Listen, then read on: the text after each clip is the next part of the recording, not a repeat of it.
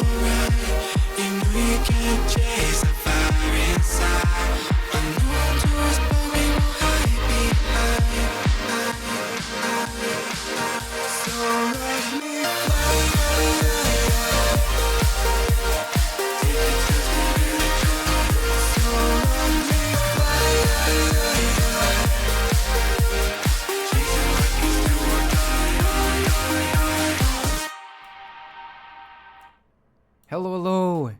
How's it going, everyone? How's it going? I'm getting an ad. God damn it. Hopefully all you guys doing great. Welcome in to another day, another stream. And yeah, today we're gonna continue our playthrough of Warhammer 40,000 Rogue Trader. Yeah, hopefully it's gonna be great fun for all of you guys. I'm really enjoying the game a lot. There's so many choices, and all of them seem very impactful. Got new companions as well, and yeah, I'm looking forward to see where this goes, where the story goes. So yeah, I know I'm late. Sorry about that. I'll try my best. But yeah, without further ado, let's go into the game and see how, you know, what's awaiting for us. That's what I meant to say, not how. Alright, hold on, let me see. Where is he? Alright, there you go. Another cool thing I wanted to share with you guys is that I've been playing this game called Deadlock. I've streamed it on I streamed it before here on Twitch, and it was back then when the game was still very, very new. Yeah, it kind of just came out on the, you know, I don't know if it was like alpha or beta or whatever it was at that time. And I played it and I had a ton of fun with a friend of mine. But they changed it a lot since then. And I was like, man, maybe I should bring it on stream one day. So, yeah, they changed it a lot. It looks great. I'm really enjoying it. Let's see, set game to Rogue Trader. Here we go. Alright, let's go. Okay. Let's see where the story of this game goes. Looking forward to it. See it. Now. Okay. I wonder what kind of, like, not what kind of, like how far we are from the next chapter of the story. I wonder if it's like 3 chapters or there's more.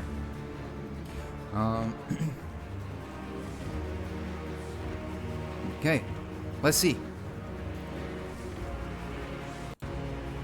There we go. See where the story goes. Guys, my chair is kind of breaking apart. I think I'm too chunky now. But my chair is definitely breaking apart. I wonder what's going on. I think one of the little thingies, like screws on the.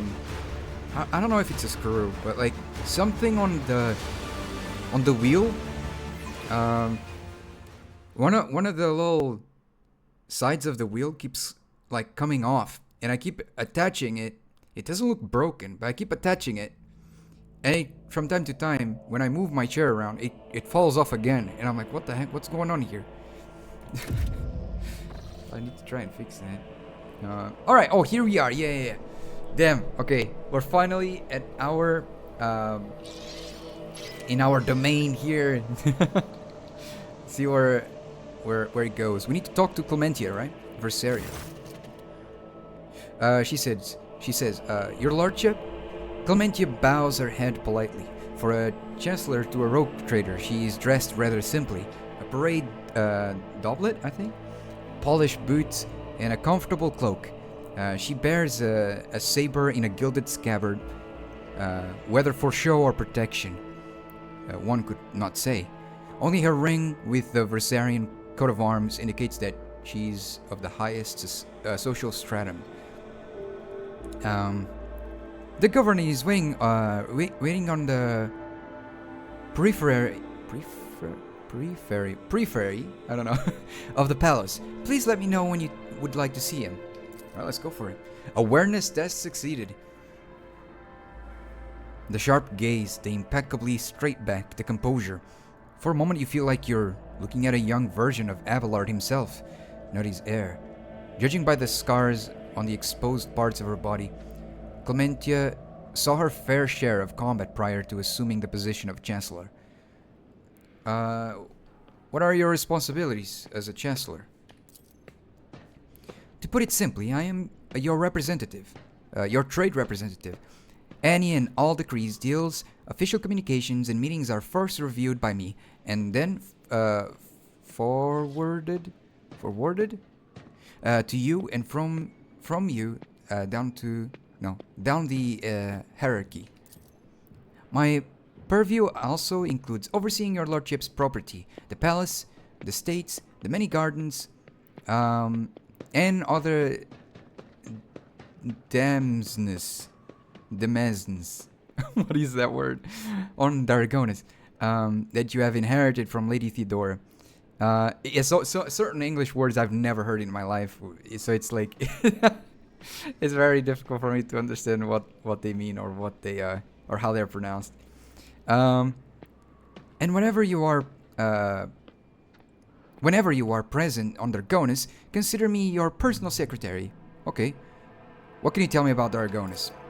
All deals and important decisions are made here in the capital. Many years ago, an ancestor of Lady Theodora signed an agreement with the Adeptus Administratum, which allowed for efficient management of the world and the neighboring systems. In accordance with the decree, a share of the planet's population was assigned to the Administratum and converted into servitor scribes. They now toil across the entire world. Dargonus is also the seat of several noble families who run all the major planets in the Protectorate. If I may expose my not so humble opinion, they care very little about who exactly stands at the helm. Those piranhas think about their own profits just as much as they do about the prosperity of the Prospectorate itself, if not more. And lastly, Dargonus has its own fleet, a luxury unavailable to the vast majority of the worlds in your realm. In addition to warships, the Protectorate also employs privateer ships, which are used to transport cargo between worlds. Okay. Does the capital stay in contact with the other worlds in the Protectorate? I'd assume, yeah. Oh no, huh? Unfortunately, not at this time, your lordship. After the few representatives of the Adeptus Astra Telepathica on Dargonus went into a frenzy, some of the Psychers were tragically pacified by the respective authorities. Since then, communication with the neighboring systems has been unreliable at best. Thanks to the Master of Mankind. Thanks be to the Master of Mankind that you managed to find your way to the capital. Let's see. If the noble houses are so volatile, what sense is there in keeping them? Over the many centuries, an intricate hierarchy has formed within the ruling elite of Dargonus. The great houses do more than plunder your treasury. It is replenished to a large degree, thanks to their administrative work and their lands. Naturally, you can get rid of anyone whom you consider surplus to requirements, but right now it could threaten the fragile stability that is currently holding the Protectorate together. Okay. Are there any other issues I should be aware of? Apart from the disrupted communications, Dargonus was recently raided by enemies of humanity. However, the fleet under the command of Capital Martius Versarian triumphed over the accursed Xenos. If you ask for my opinion on this matter, we have the situation completely under control. Awareness test succeeded. You catch her avoiding your gaze just for a moment. For the first time. It's obvious that Clementia is looking out for her house's good name, but despite the confidence in her tone, you can tell that she does not entirely believe her own words. Oh, wow. Okay. Tell me about the Governor Drivestem. Hurben Drivestem is a well-respected man, and not just on Argonus, but throughout the Protectorate. For many centuries, his house has supported the capital administration and the logistics between the Von Valencia systems. The Drivestem's efforts secured years of order and prosperity for Dargonus. What's more, Lady Theodora personally insisted that Lord Hurbend specifically be made the next governor. Huh? Oh, interested. Fellowship succeeded. The way you speak of Drivestem, I hear a hint of either contempt or resentment. No, I don't believe I feel either, your lordship. Her steely eyes stare into the distance, her jaw clenching visibly. She speaks in a polite but clipped manner, clearly flustered by your insight. We have different views on how to run the world. We sometimes have discussions over the laws that are enacted, but we both work for the good of the Von Valencia's Protectorate. That much can be said without a doubt. Okay, that's fair enough. People can have different views. Alright, thank you for the report, Chancellor. I serve the Von Valencia's Protectorate, your lordship. I'm not gonna ask about Achilles. I think he's alright.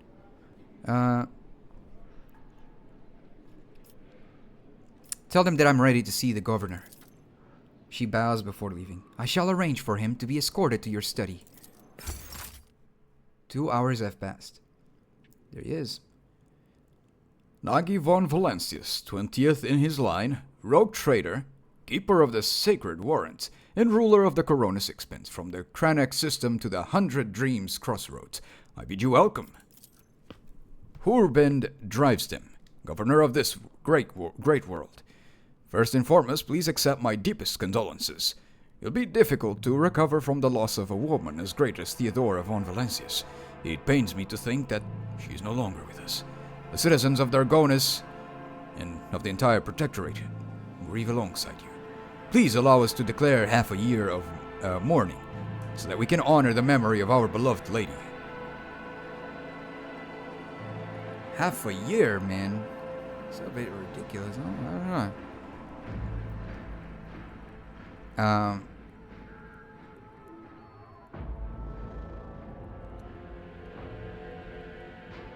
There's no need. I'm the new ruler of the Protectorate. My subjects rejoice at my arrival instead. The bewilderment causes the wrinkles on his glossy face to soften. Your lordship, these are centuries-old traditions, sacred customs and rules. Abelard says, Do not forget who it is you serve, Urban Drivestem. If it is the rogue trader's wish not to have a mourning ceremony, then so be it.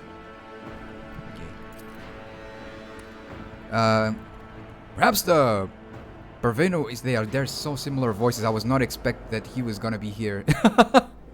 That Abelard was gonna be here. I gave them really, really similar voices. Let's see. Perhaps the Perveno. Man, what are these words I've never heard? Installed by Lady Theodora cares not for the sacred traditions of our founding ancestors. The governor gives a meaningful nod in Abelard's direction. Benagi von Valancius is a descendant of the true children of Dargonus. It behoves the ruler of a world to honor its customs.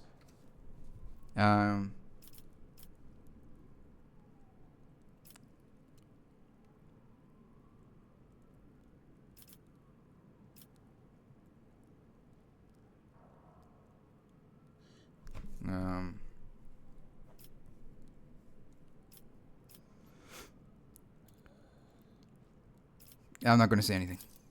Abelard looks like he wants to object, but seeing your aloofness simply crosses his arms without saying a word. Esteemed Nagi, Lady Theodora was a strong leader, and we ought to follow her example. Let us lean on our wisdom and persevere in spite of this tragedy, together, and let us carry on where she no longer can be leading the von Valancius Protectorate to even greater prosperity. Alas, it won't be an easy task to accomplish. Some time ago, the astropaths of Dargonus flew into a rage, and they had to be subdued. We are gradually restoring our ability to speak with the neighboring worlds. But the contacts are still weak, and the routes are tangled and no longer lead to the systems that the captains expect them to. Given that the vast majority of ships in the Dargonus Navy travel without relying on the service of navigators, without your engagement, the well-being of the von Valancius dynasty and billions of its subjects is presently at risk.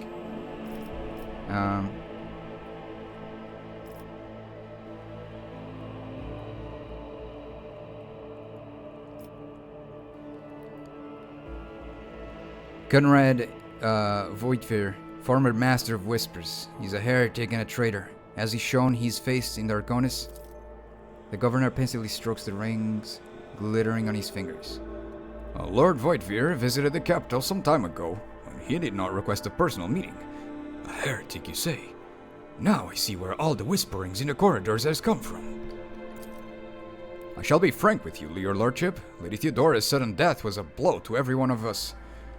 In the absence of any sort of verifiable and complete information about her successor gives ground for all manner of rumors and misinterpretations, especially if someone is deliberately inciting unrest and discontent. Naturally, none would dare challenge you by accusing you of something as sacrilegious as murdering a rogue trader. However, Conrad was once a true boon to the Protectorate back in the day, and as such, some might heed his words. Well, it doesn't matter, man. He messed up really bad.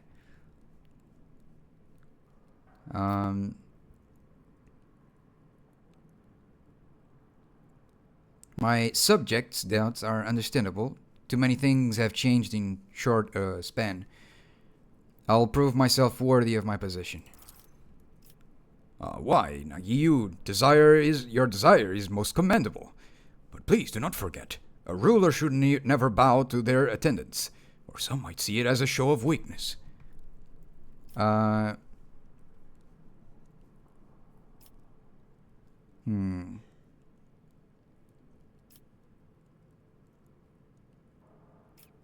Okay, I would like to complete the inauguration as Rogue Trader as soon as possible. When is it? I'm afraid that until you deal with pressing issues, the ceremony will have to be postponed. Many trade routes are still unavailable. The central worlds of the Von Valencia's protectorate are going through a crisis, and the warp disturbances, if Void Preservers, no, oh, if Void Observers, my bad, are to be believed, will prevent important guests from reaching the capital. Okay, met a ship from Dargonis not so long ago. The crew was transporting a strange artifact and went mad during the flight. This is a truly regrettable bit of news. What's more, leaving Dargonis has been forbidden for several cycles now. It seems the Versarian family has once again failed in their primary responsibilities. He shoots Avalar a condescending look. We will investigate this at once, as well as the fact that the ship and the had to acquire a permit with the Administratum seal. Does your nephew still serve the Administratum Palace? The governor presses a number of buttons on the cogitator belt into his bracer and looks up at you in surprise. I don't understand. The ship did indeed depart from orbit, but it did so. But it did so, if you can believe it, on the Rogue Trader's authorization. That is why no one dared to impede its departure. Lord Captain, it would seem that Conrad somehow got his hands on a copy of your authorization, or perhaps even the original. A tool like that in the hands of a traitor does not bode well. Okay. What exactly do the Dargonis nobility expect from me in the light of the loss of routes and communication with other worlds? We are well troubled by the fact that the agri-world Janus that supplied Dargonis and other planets with foodstuffs, empty stomachs can drive even the mildest rebel to revolt. Furthermore, House Gaprak is... Hold on, there's something in my eye. is perturbed by the loss of communication with the industrial world, Kiavagama, which is in their charge. But if you wish to know my opinion, the world that deserves your attention the most is the penal world, Viabus 6, one of the key mining suppliers in your protectorate. Okay, such intriguing concerns for the Viabus 6 outpost. Doesn't your house happen to own the extraction stations there? He's, beady eyes widening in fear. Your lordship, I beg of you do not interpret my words as an attempt to influence your decisions in any way. You see, without Viabus 6, the manufactorums on your world will need to make haste to find new suppliers elsewhere and arrange for new shipments.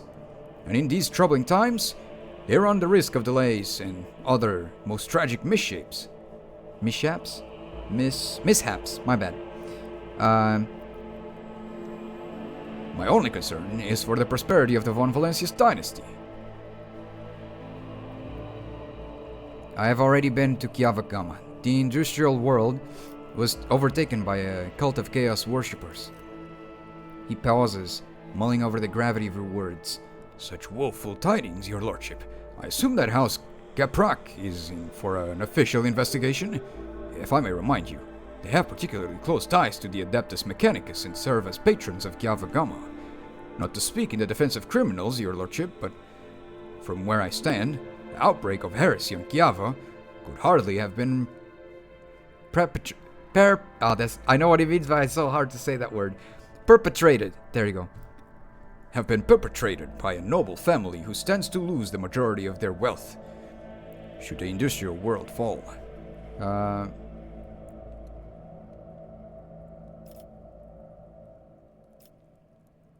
It's too early to draw any conclusions. We will wait for the results to the investigation. Most reasonable, your lordship. What of the industrial world? Are we to expect trade to recommence? Hold on, something in my eye. Sorry, guys. There you go, there you go. The production facilities of Kyavagama will serve humanity once more, rest assured. Askaprak will be overjoyed to hear it. I thank you for dispelling the darkness around the fate of Kyavagama. I've already visited the agri-world Janus. Governor Viat found herself facing a number of problems in my absence. Truly, the Viat line is one of the oldest in the Von Valencia's protectorate. If the inheritor of such well-represented blood could not handle whatever had befallen her, then the situation must have been extraordinary indeed.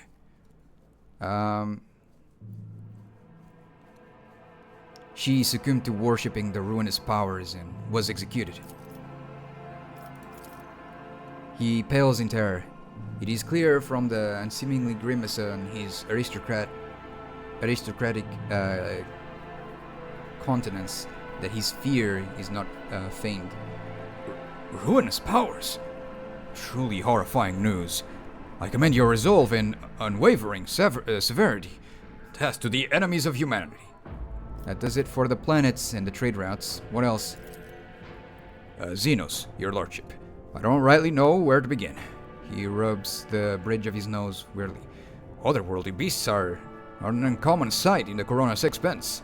They have been a menace to the worlds this side of the Maw for decades, but now those abominations are on the rampage. They show no signs of fear as they attack ships, either damaging them to the point where they become unfit for transport duty, or outright gutting them. Only you have the power to stop this madness. We are in the process of restoring the astropathic choir of Dargonis. Luckily, we were forced to slay only some of the deranged psychers, although those that remain are as yet unable to transmit messages. I hope Master Scalander will keep his word and offer you his support in the war against the Xenos. According to his reports, the region of Viabo 6 has been of particular concern in the last few cycles, which is all the more reason to discover the colony's fate as soon as possible. Now to issues on a smaller scale. There is a certain degree of tension in the capital due to the unorthodox succession to the Sacred Warrant. Chances of uprising are minimal, of course, and the spreading of rumors is nothing but a sign of weakness of mind and spirit. Nonetheless, I have prepared a list of minor houses that have demonstrated unseemly discomposure at your succession. What is to be done about them? Okay, not threaten entire families, hopefully. These steps will...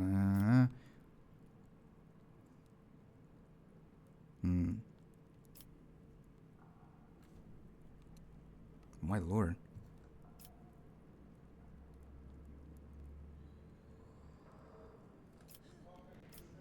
Well, I care not for what those hyenas are yapping about behind my back. Leave them be. They are no threat to me. A noble decision, your lordship. Let us hope that others do not mistake your how do you pronounce that? Magnanimity. Magnanimity. Magnanimity? Magnanimity, I think. Your magnanimity for weakness. I don't know how to pronounce that word, man. And one last thing, your lordship. Your inauguration as bearer of the Sacred Warrant is but a matter of time.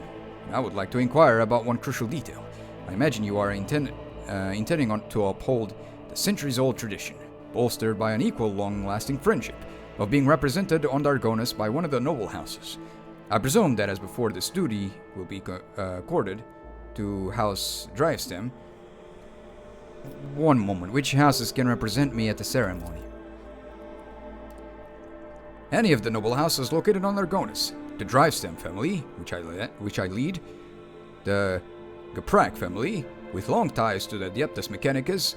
The Sauerbachs, known for their piety and diligence in service. Perhaps I should also mention the Versarians, who have some influence, but who are not actually of noble origin. Any of those houses would be honored to represent you at the ceremony.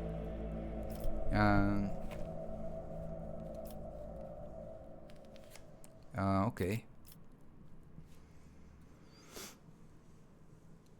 Your presumption is wrong. I will bestow this honor upon the Versarians. Avalar turns to you and bows respectfully. Lord Captain, to accompany you at such a critical hour is the finest honor for the Versarian bloodline. Have no fear. We will not fail you. Drivestem tosses Avalar a look that lacks even the smallest shred of respect. Forgive my boldness, but I must remind you that the Versarians, whose lineage traces back to a Navy officer, are not of the Dargonist nobility. Such decision may have adverse effects on your subjects' loyalty, your lordship.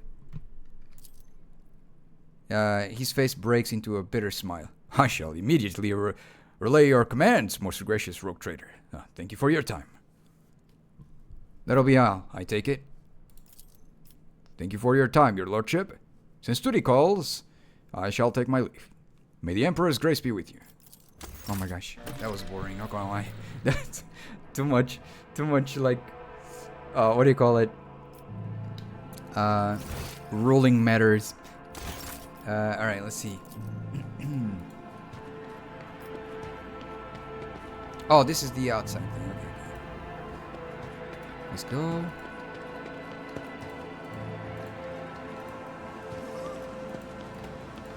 Okay. Let me go talk to Abelard.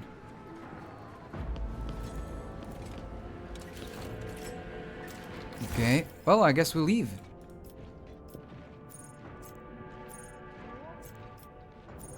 No. Here. Since I have a ship near my window. Look, it looks like a face. The eyes and the mouth. Alright, let's see. Mundus Valancius. Let's see, we'll find what we'll... I can speak today, man. Wherever. Let's see what we'll find there. Generous Danrog. Terrible news from Dargonus, Lord Captain. A subsidiary hive city, Scipion 84-249, has been destroyed in a series of cascading failures. Producing has halted and millions of people have broken their vows of obedience and are fleeing. Many of them are perishing in the wastelands and overloading the transport lines leading to the neighboring hives. The surrounding residential sectors are becoming increasingly agitated by the influx of refugees. What is your directive regarding the distribution of these refugees? Okay,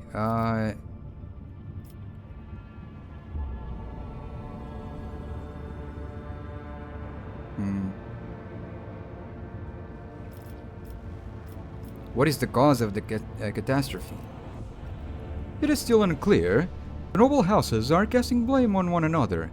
Agents of the esteemed Achilles Calendar, stationed in that name, died heroically while trying to save the population from this disaster. Their final reports mentioned some vulnerabilities in the industrial sectors of the lower hive, but did not go into further detail. All your servants are currently too busy dealing with the consequences of the crisis to investigate its causes. Okay,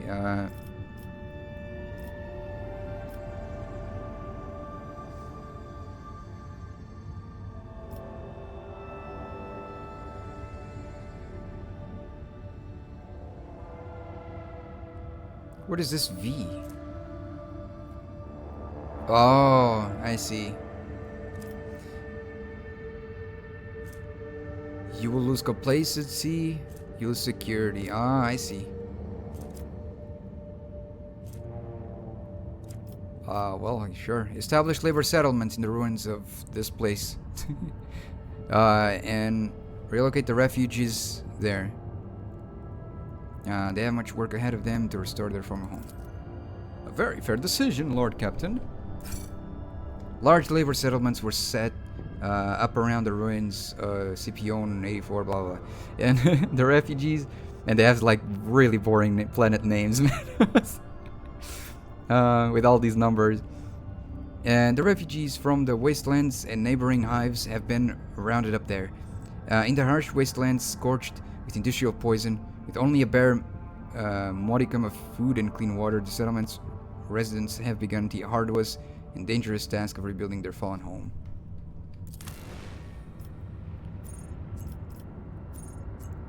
Let me see. What can I do? Restoration. A new hive city will be established on top of the ruins of...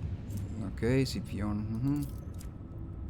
Palace Extasiums will be constructed on top of the ruins. For the aristocracy, the dead and the dying will fertilize the gardens that will ring these pleasure chambers.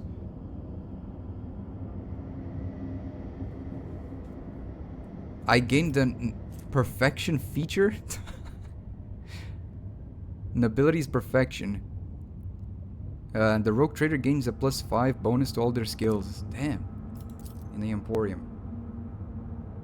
The surviving spine, Sivian, will be rebuilt into a space elevator. It will be capped by an Emporium, accepting those ships that are too heavy to land on the surface. Ooh, okay.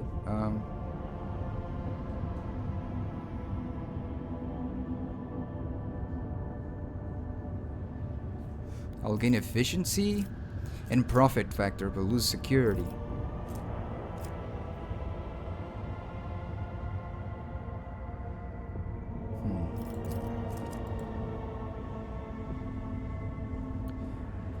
This one I'll get complacency, efficiency, and security.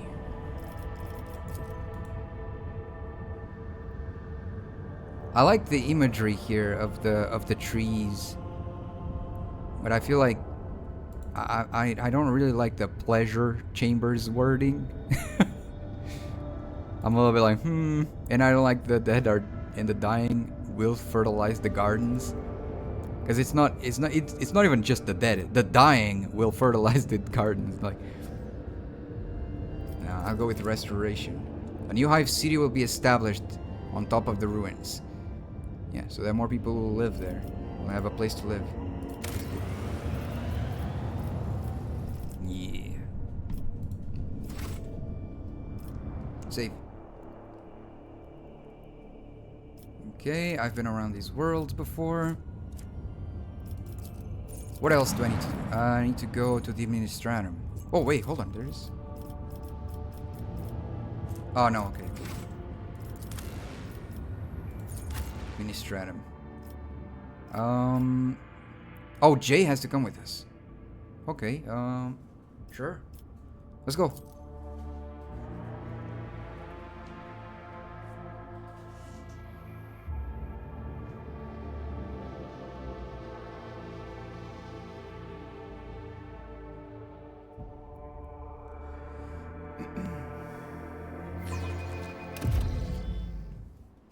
Okay. The sooner we start. Greeting protocol. Welcome to the palace of the Adeptus Administratum. Identifying your lordship. Please follow me. Okay.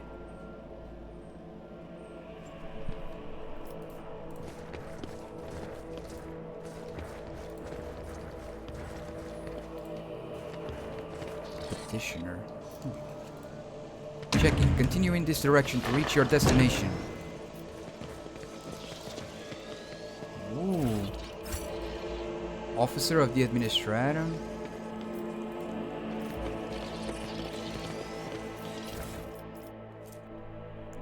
Chronicles of Case. Oh my lord, that's a lot of numbers. The parchment looks grease-marked and old, as though it has passed through many pairs of hands. Servants of the Imperium, Elias Tantanal filled declaration with the Adeptus Administratum that he's the sole heir of the House Tantanal, and the legal sovereign of the northern continent of the planet Ergona Rex. According to the submission, Elias Tantanal cannot exercise his right to this inheritance, as the wider family tree includes an individual who shares his full legal name. Huh.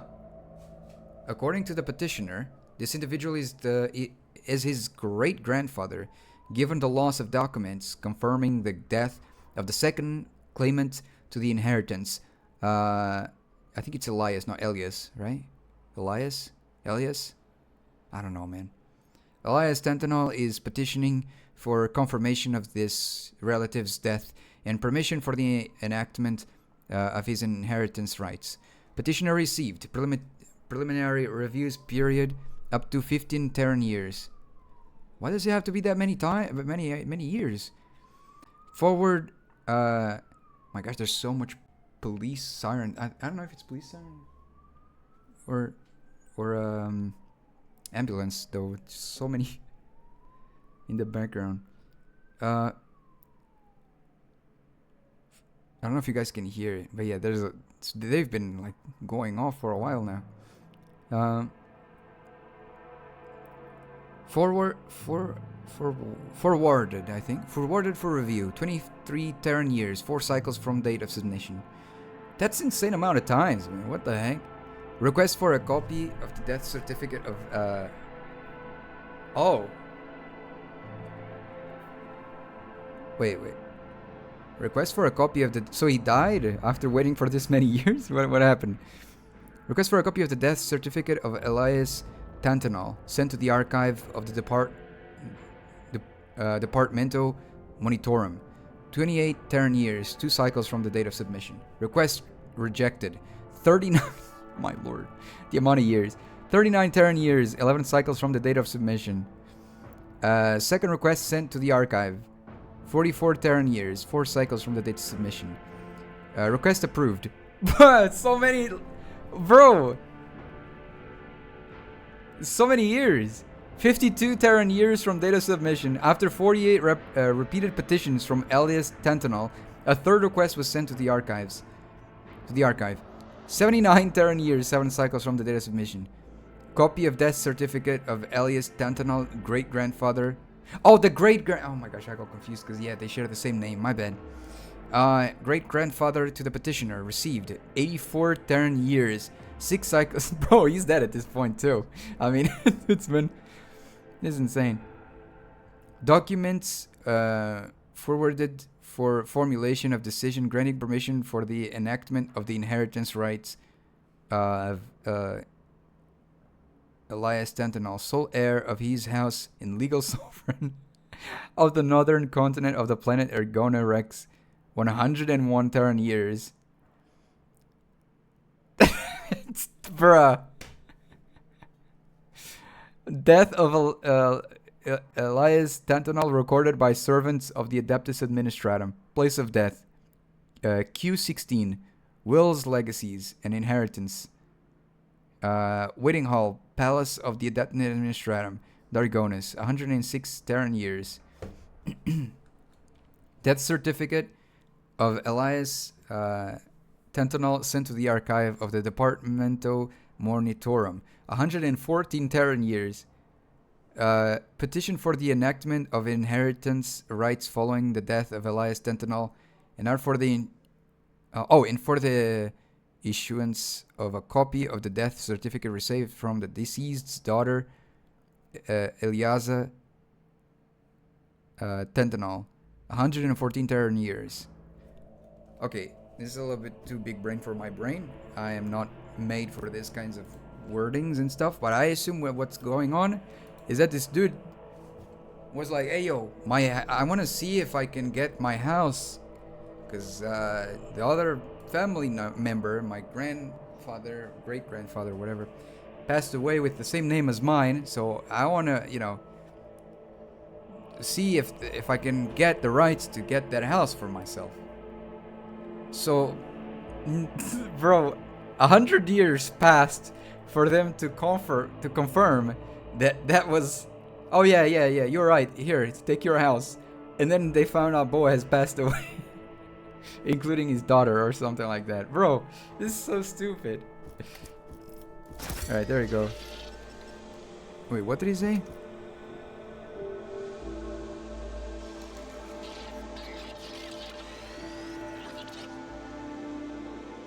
No, I couldn't read what the servo skull said.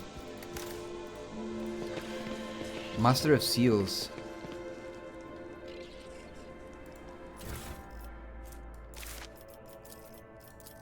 Departamento Exacta Report. Auditioning in reissuance. Race ones? I don't know, man. Of great tithe paid payment documentation for boring numbers. In the last boring Terran years, there's like so many numbers, man. 2,836 Terran years. Okay, entries mention planet GX dash 75021 to 184,356 found, including copies. Man, so many numbers. I hate maths. I hate numbers. Man, this is boring as heck. I don't think I'm gonna read that. That's boring. Next. Okay. What about this? What is this? Tremble, for the sword of the Emperor is coming. Nagi von Valencius carries his punishment. Okay.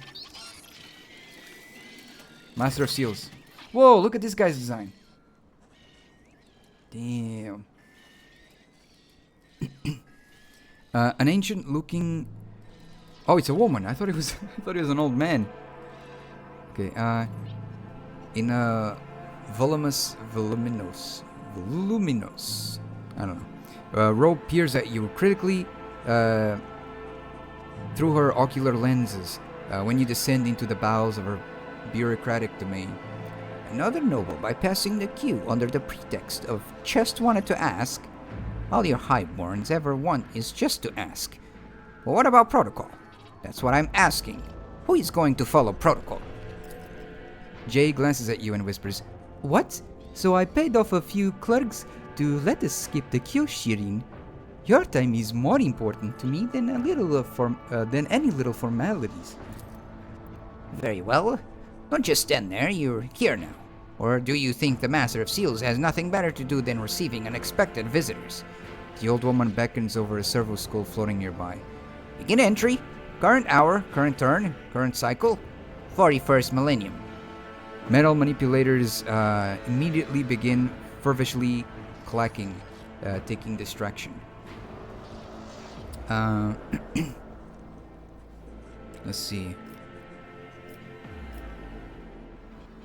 My companion wishes to obtain a Mercatum Tabula Official. The Master of Seals peers over her ocular lens at Jay. Oh, it's Jai, isn't it? Jai in disbelief. Then she looks at you. I take it you are her sponsor? In that case, you must submit a written application in conformity with template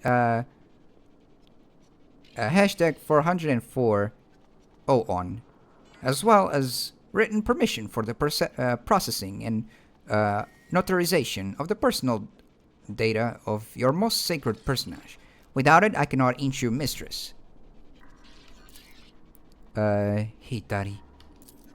Mistress Heitari, the form for collecting the seals required to obtain the Mercatum Tabula Official, the certificate of an official trade representative. At these words, the Sasharine smile drops from Jay's face. Seals? What seals? We will discuss that when Nagi von Valencius has prepared the primary documentation.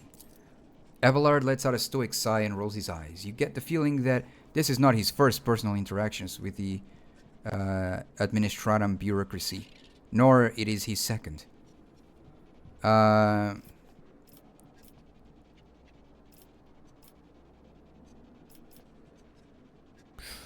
Could you handle the paperwork on my behalf? I will pay.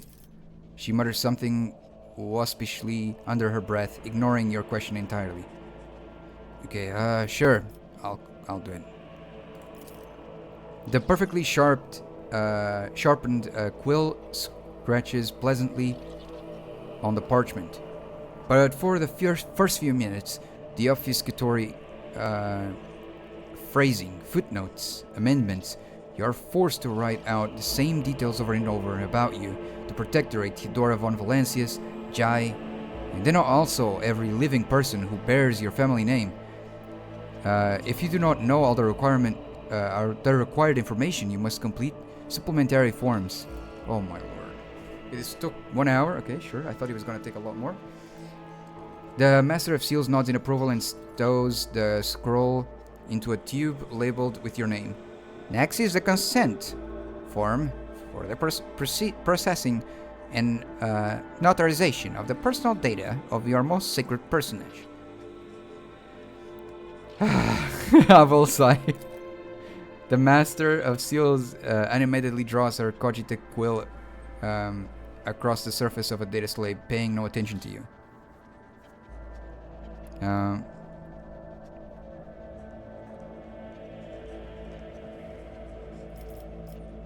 Give your... I'm already regretting my decision. Oh, Shirin, it's just another piece of paper. Say the word, and I will take care of it, just like the first one. Ugh. Give your written consent on the presented form. 1 more hour, my lord. The scroll is wiped away into another tube by the Master of Seals. Protocol executed. Application received. Processed. Approved. The servo skull scribe taps out each word after its mistress' pronouncement. Come on, Steam Damar, I think. What's that you were saying about seals? The old woman unweirdly holds out a printed scroll to Jai. Here is your document, Mistress Haydari. Unfortunately, it does not yet have legal force. I can certify it as a sacred Mercatum Tabula Official once it has received 2 seals of approval. They are easy to obtain. In the Imperium Court Administratum, servitors have been handling such a task for over 50 years. There is one such servitor here on Dargonus in the Rogue Trader's Palace. The second is duty-bound to keep the seal in the Telecus Epsilon system. Man, I play video games to skip bureaucracies and all this crap, and I have to play bureaucracy games now. This is crazy. I hate paperwork, man. It's such a pain, man. It's one of my biggest fears. I hate paperwork. I hate it. I know it's needed, but man, I hate it. And here in Portugal, it's like paperwork after paperwork for so many like stupid things. It's crazy. Like there's so much bureaucracy here in Portugal. It's insane. My lord. Let's see. Why can the seals not be fixed here in the Administratum Palace? According to the Amend 3C8, implemented by the Perfectus Estinius II of Dargonus, one of the seals must be kept in the palace for the ruler of the Von Valencia's protectorate, remaining a symbol of the unbreakable link between the sacred warrant and the Adeptus Administratum. The second seal, the ocular lens perched on her nose, clicks as she rifles through moldering scrolls with her wrinkled fingers, is held in the Telecus Epsilon system in accordance with the decree. Unfortunately, after a fire 200 years ago, all the remains of the original decree is in the addendum certified by an unknown adept with the initial AA. No instructions repealing this decree were ever received from Holy Terra. Therefore, the seals remains where it ought to be. I did not sign up. No, I did sign up for this. I clearly signed it on the paper. But anyways. Find Administratum servitors and have them place 2 seals on approval. The goal is clear. She nods with satisfaction. Please do return once you have prepared the documents. I hate bureaucracies. I hate them. I know some of them are necessary. I understand it. So shall it be. But some of them are definitely just a little bit too much, man. Like, come on, what is that? But they are boring. They are super boring. Alright, let's get out of here. Man, I thought I was playing a video game, man. Not messing with paperwork. Alright, save. I'm just playing. Von Valencia's Palace, let's go. Yeah, here.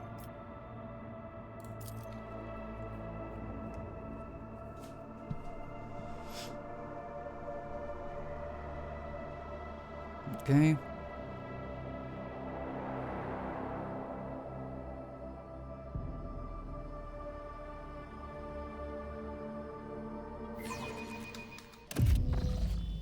Alright.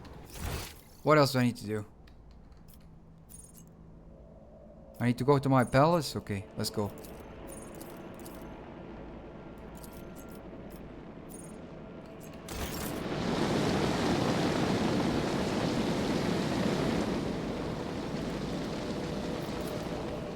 Alright.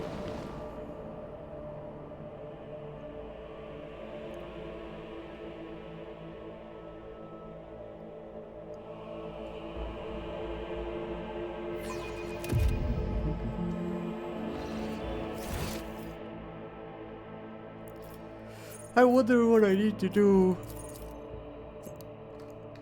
What do I need to do?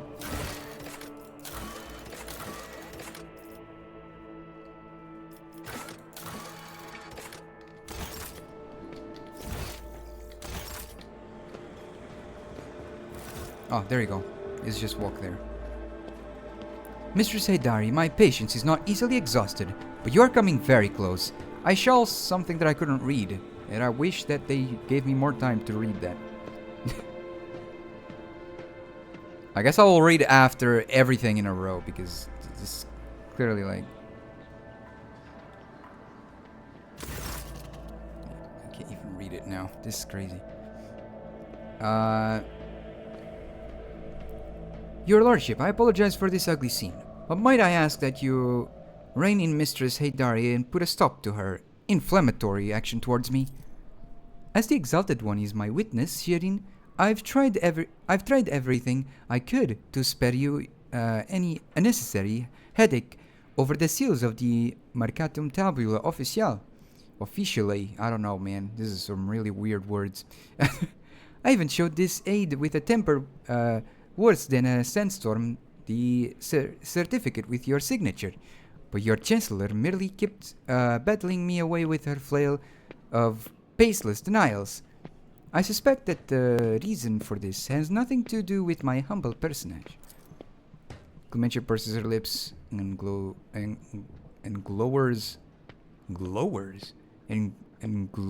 at Jai. Okay. Oh no, this isn't about me at all. She narrows her eyes and she peers into Clementia's face until the latter finally looks away. I see. Well, Chancellor, will you tell us yourself, or should I help you?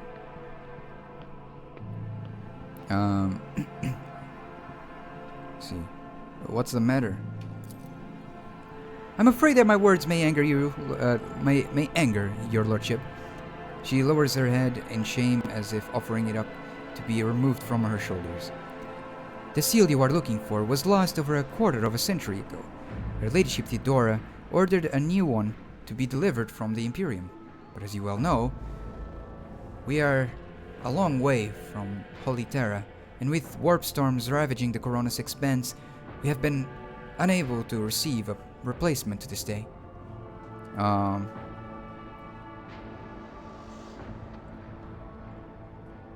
Let's see, I presume the one responsible was punished promptly and harshly.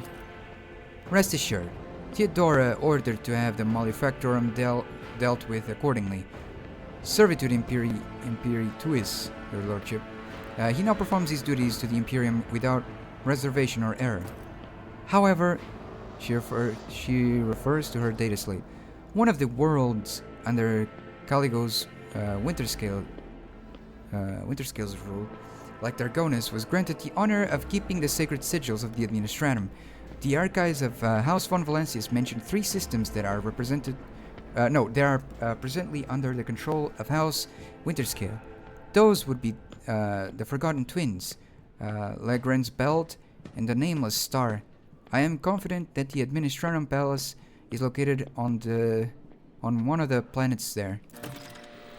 We have a better chance of finding the seals in the pocket of some rich collector or fence than on a remote world owned by one of your rivals, Shirin. I suggest we make contact with any traders we may encounter in our travels. People in my line of work tend to have a good eye for such things. There is every possibility that someone has waited their whole life to fleece what does that mean? What do you mean fleece ... What does that even mean? What?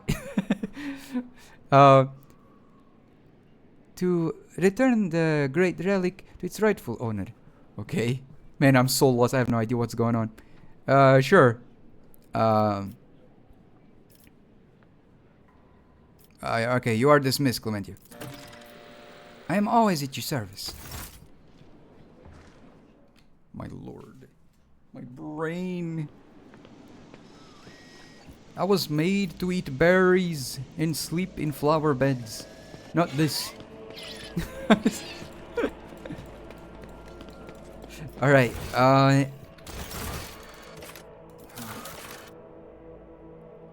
this is the second most important administration.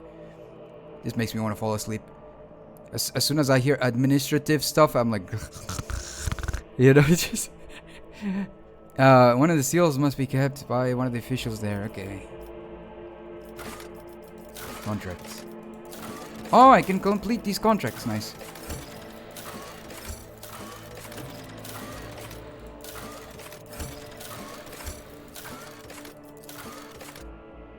Okay.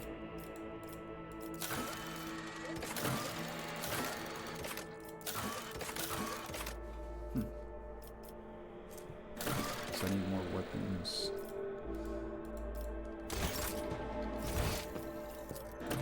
Oh my gosh. And there's the rumors. No data. Okay.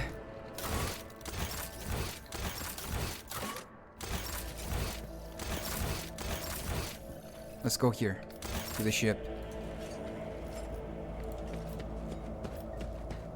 To the voidship bridge.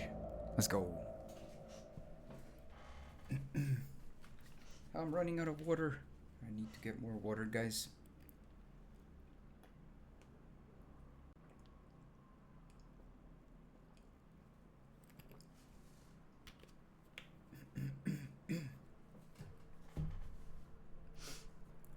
I guess there are people who really like these things, huh? I thought not that many people liked it. I guess it's one of the things I really don't like in games is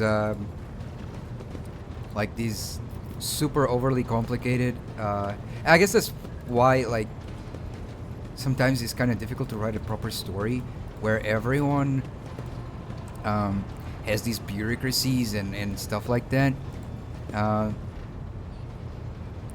'Cause it feels like so many people that are really good at writing stories, they know how to write all these bureaucracies and you know whatnot about the economies and whatnot about the games and all this real life crap that is just super boring to me. It's like I'm so simple with stories. I like, you know, knight guy fights dragon, saves princess, go home happy ever after. I like things that are simple.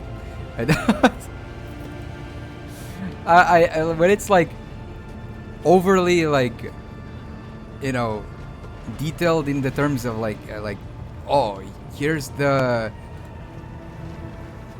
let's talk about administrative things and political things in video games. You know, bro, I'm just gonna fall asleep. I remember like, well, first of all, this part right here is super boring to me. The game has been super fun, but man, these bureaucracy stuff is super boring. The other, but like, for example, another, like Star Wars, like I really enjoy Star Wars. I remember I used to be watching, even as a kid, like especially as a kid, I would be watching the Clone Wars and they are talking about these things here and there about political stuff, and I'm like, bro, this is so boring. This is really boring. I just want to see, you know, nice things and you know, like badass stuff and like really, you know, beautiful stories. And I'm here listening to political things. What the heck? I hated it so much. It ends up making the games or the shows really boring for me. But it's just my personal thing, really. Because there's already so much of that in real life, so much like bureaucracy, so much political stuff that is like, man, I want to run away from that. I want to just, you know. And they're like, oh, here, more of that. Man, I hate it so much. Actually, let me see. I think there's gotta be something else here.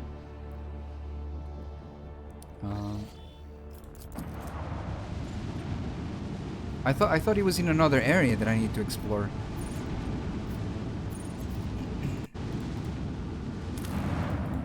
Wait, there you go.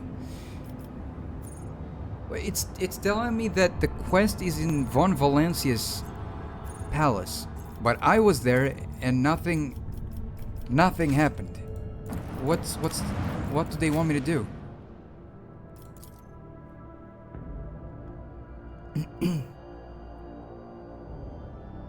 I thought things were solved.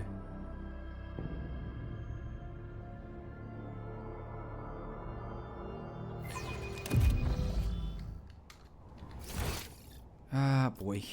Oh, boy. Alright, let's go there again.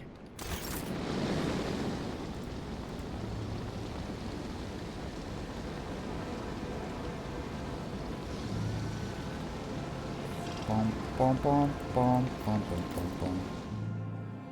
Pom, pom, pom, pom, pom, pom, pom, pom.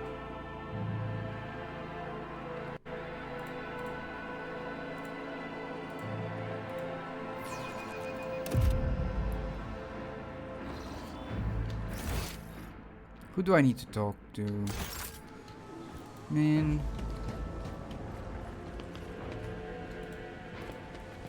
Let me see.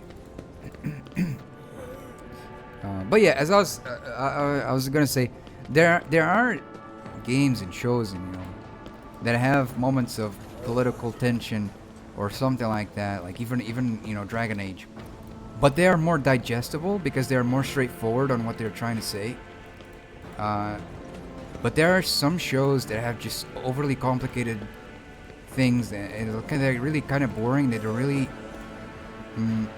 really matter that much for the main story or something. It ends up being a little bit like meh. It's just a kind of a waste. But this is my personal opinion, really. I mean, like I said, just my opinion on story moments like that. They are really not my thing. Do I need to talk to her?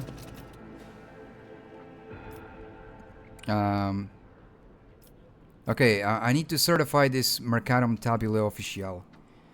Could it be that you found the lost seal, your lordship? Or perhaps you brought a copy from a distant Winterscale world? Not yet.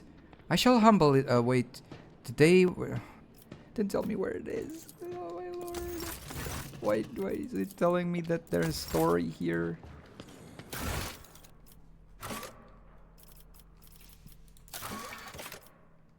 J thinks that the lost seal may...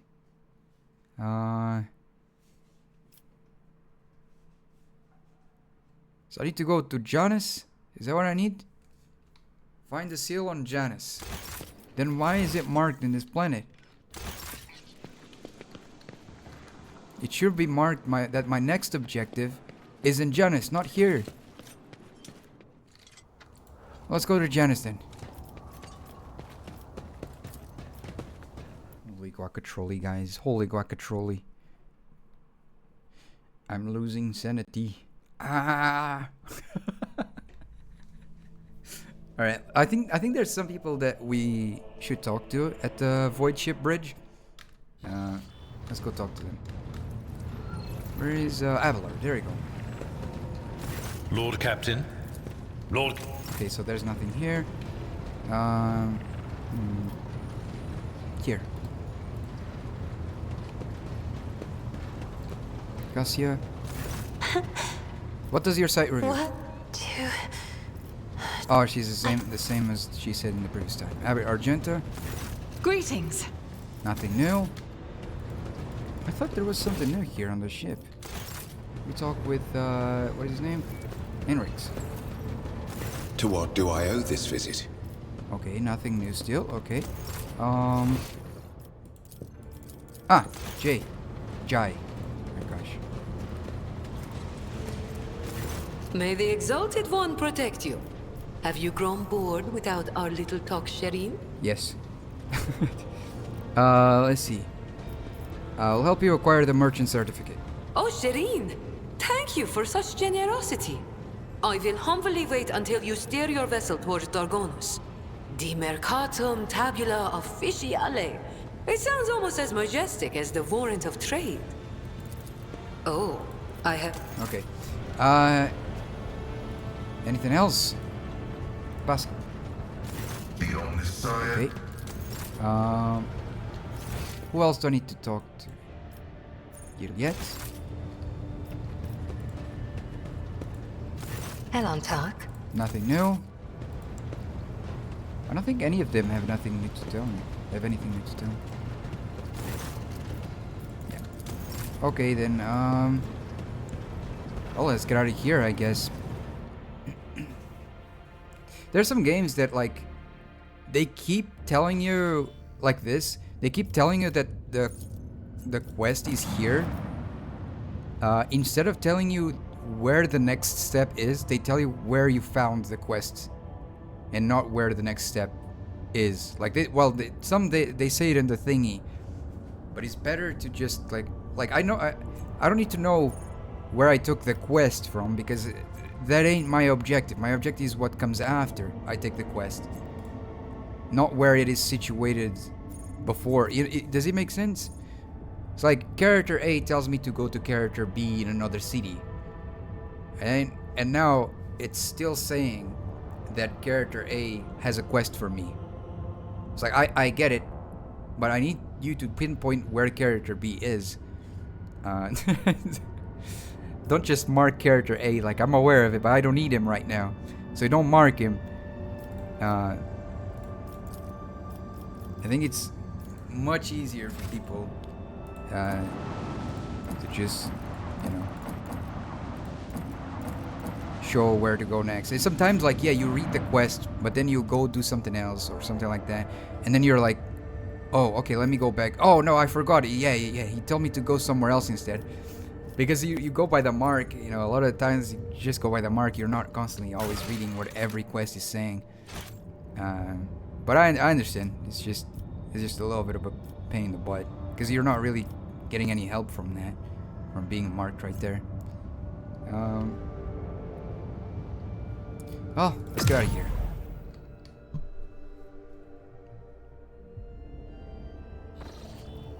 Okay, create new routes.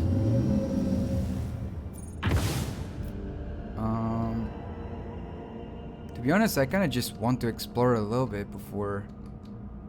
Oh, there you go. Find the seal. Yeah. Damn, that's far as heck. Can I go here? Oh, I've been here before. Oh, I haven't been here. Okay. Unsafe.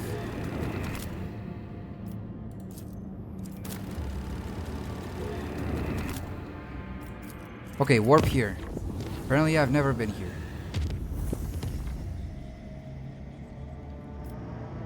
Visit.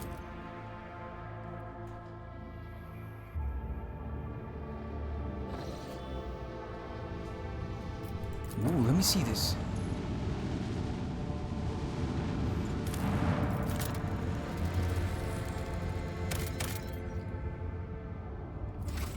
Okay, there's a dead world. It looked kind of cool, man. There's a lot of dead worlds as well, which can be a little bit pointless too. Because like at least add these little lore pieces, like why did that happen, or like, or there's a little thingy here, like this one here. Not just like, oh, I got here and there was nothing. Let me go out of it. It's a little bit meh. Why did I go there then? All right, let's see. Bones in the desert. All right, give me a second, guys.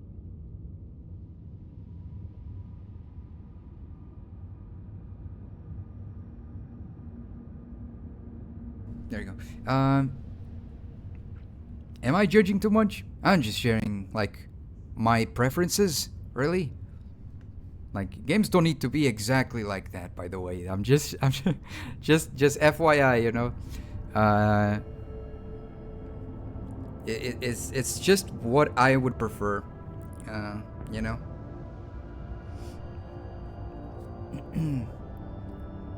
like, how do I phrase it?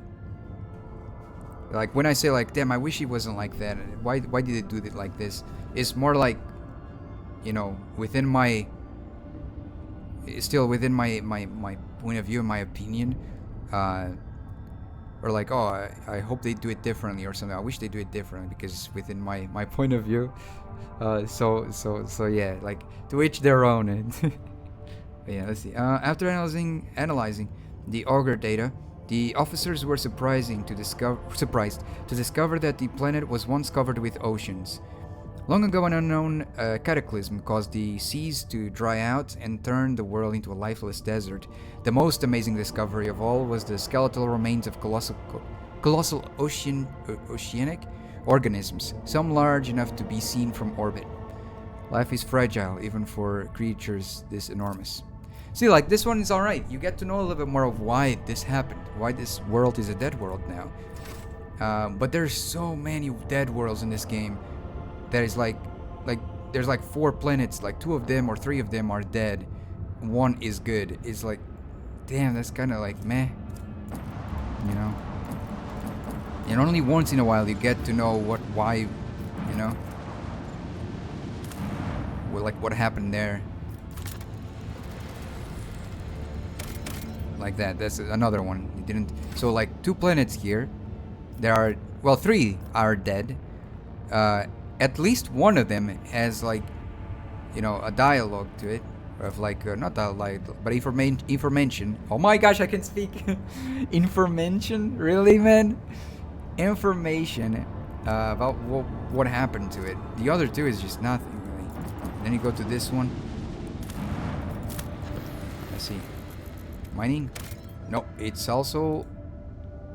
It's just a savanna world, feral world. You can't really go there. You can. There's a lot of places where you just don't really do much, really. You just scan for nothing, really. I wish there was more interactions with the systems you go to. Even if it's to find, you know, things there, like collectibles or you know, what do you call it? Materials, not collectibles, sorry. Materials. I said collectibles because you collect materials, but it's not as a collection. But to get materials, at least, you know, go there, grab a material, go away. If you don't find a material, at least tell us a little bit of information about that planet or something, just to make it a little bit more, you know, immersive or something. Or allow a character in your party to say something about that planet or what it reminds them of or something. Be a little bit more creative. I feel like just like getting here.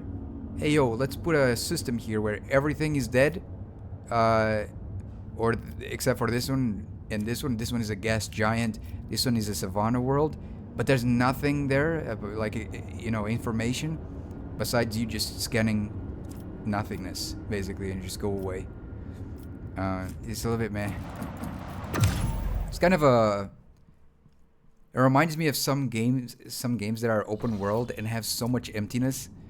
It's like, yeah, open world, but like there's barely anything in it. Yeah, man, it sucks. It ends up feeling kind of like boring, you know, or like, damn, I'm just wasting time just walking around here. Like I could have done the same thing if things were compact.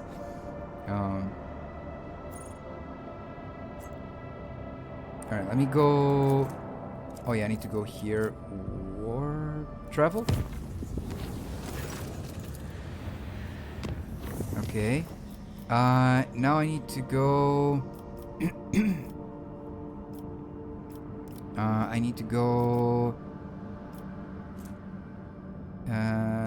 Here? Warp? Okay.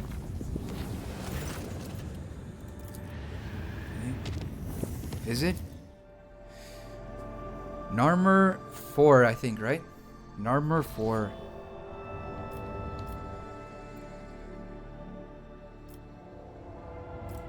Let me see this one.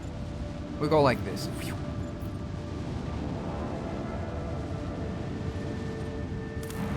Let's see.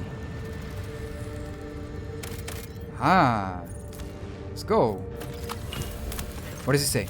This ship's augurs have detected a known native mineral cluster on the planet's surface, probably the remains of an ancient asteroid shower. The substance is valuable, but collecting it will not be easy. The asteroid sits right above numerous underground caverns. The ancient tunnels and vaults are incredibly unstable and would likely not bear the weight of a large group of humans, let alone a shuttle. Athletics 100%. Take the risk and send... Oh, I mean, if it's 100%, let's go. Succeeded. The crew's expertise made it possible to collect the minerals without disturbing the ancient caverns. Heck yeah, man. Let's go. Is an ocean planet? Looks like it.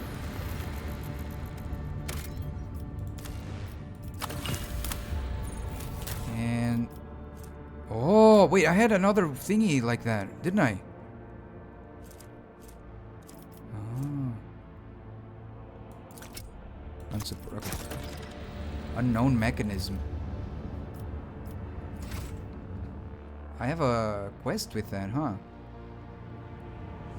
Wait, where is it? Unknown mechanism.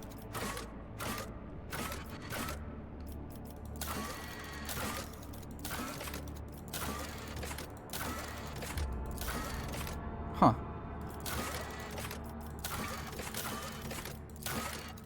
Here?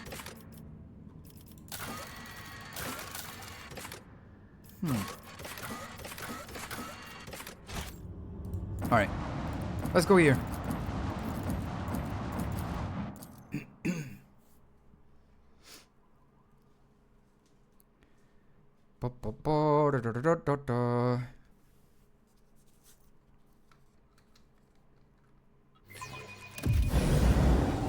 Cobra class. Let's go. Thunder strike.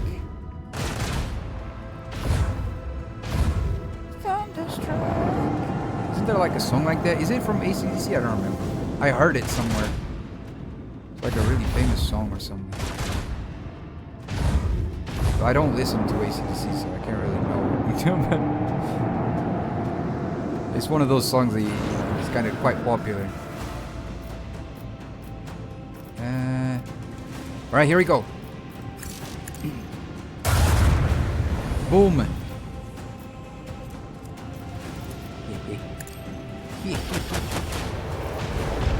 Oh my gosh, I was not expecting a one shot right there from that attack.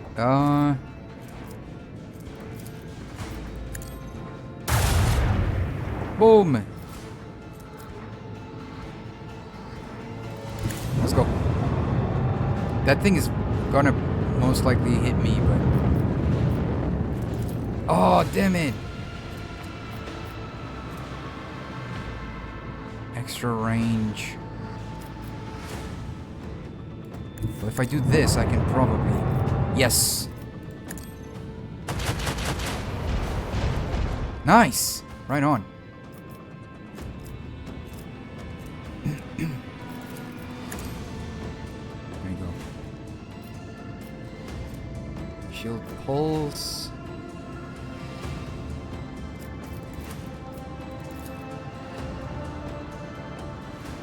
And this is...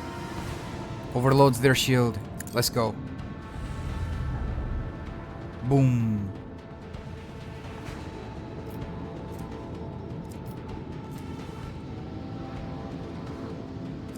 Let's go.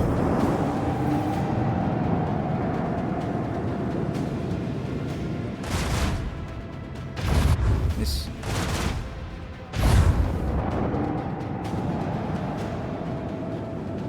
Okay.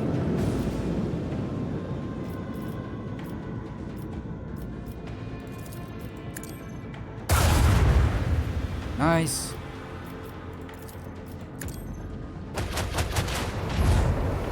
Whoa, let's go.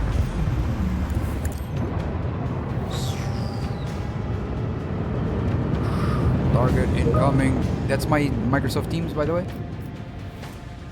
Mission. The flagship's augurs scan the area for Pharaoh. Yes. Scan. Target acquired. What can I do with this? Shield Master. Now, let's go. My lord.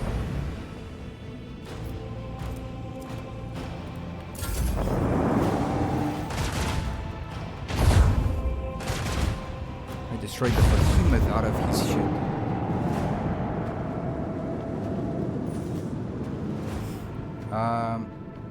Oh, those are best positions? Is that what it says?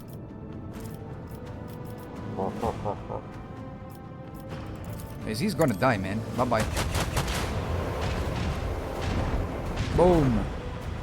Oh, he's gonna try to run away. Not on my watch. Bye. An unsophisticated Winner, victory. chicken dinner. Let's go. What is this planet? Dead planet. Yeah. All right.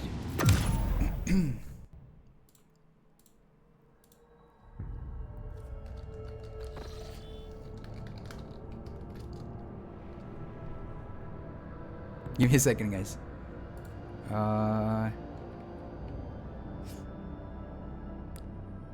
I have to reply to something, so I will be right back and also grab some gnomes, some foods.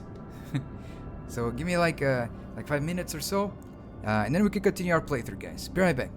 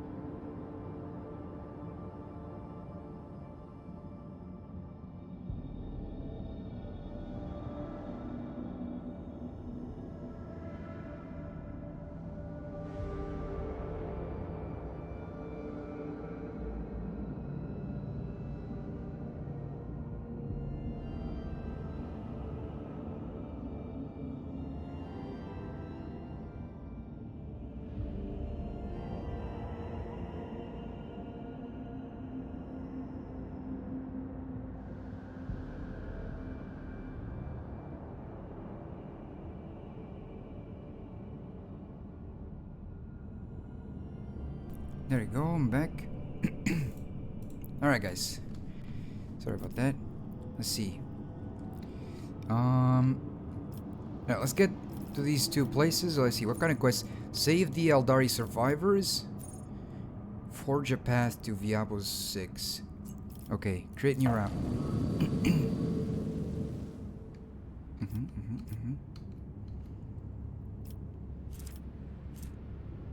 Okay. We can go here. Should I go? This. Let's go. Warp level. Lord Captain, urgent report.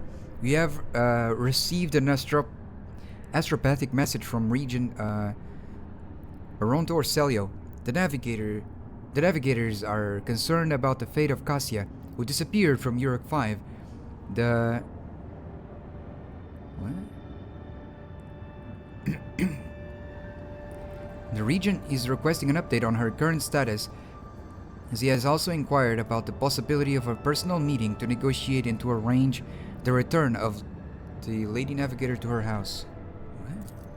The psycho-emotional coding of the received message betrays acute concern, but it also contains something that the astropaths have failed to put into words. If you'll excuse my forthrightness, I feel it is necessary to tell House Orselli the truth. Otherwise, a conflict with the Navis nobility is possible, which, given the current state of the Koronus Expanse, will only play into the hands of the enemies of the Imperium. I didn't even know it was an issue. What the heck? I thought they were fine with her when she was with us, no?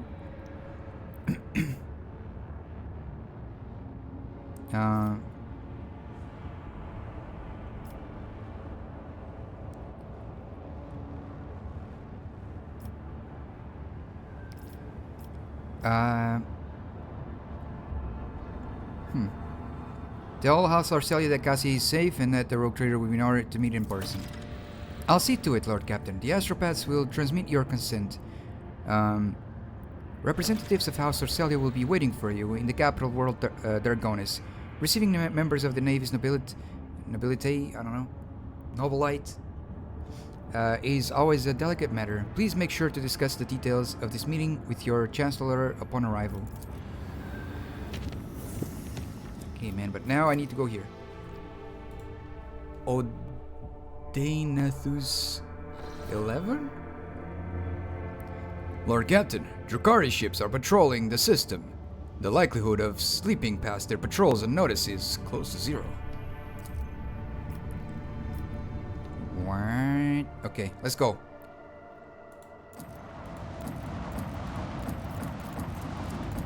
You don't need to fight them. You failed to... Bro, because my freaking ship decided to go right next to them, even though he was right there. Get ready. Okay. Sure. What the heck? I was right there on the planet and my ship decides to go around it. Right to where they were. Alert, the Drukhari have blocked some of your flagships. Oh, flagships. My bad. Post. Using an unknown Xenos power. Your crew will regain control of these posts in several rounds. Sure, man. Man, they're gonna destroy my ship.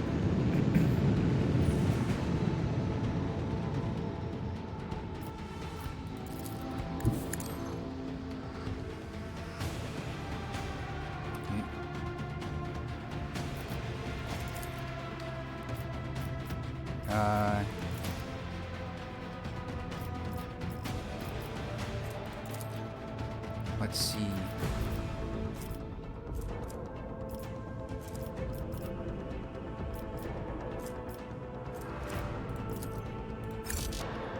Oh, there you go, torpedoes.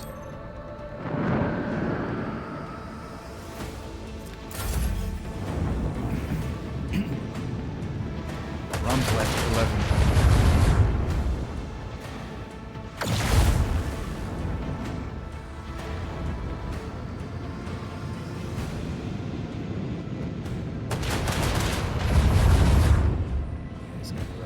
Oh, what the heck? Why are they so close to one another?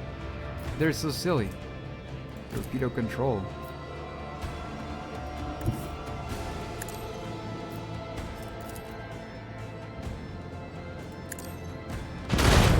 Oh, it damages me as well. I didn't know.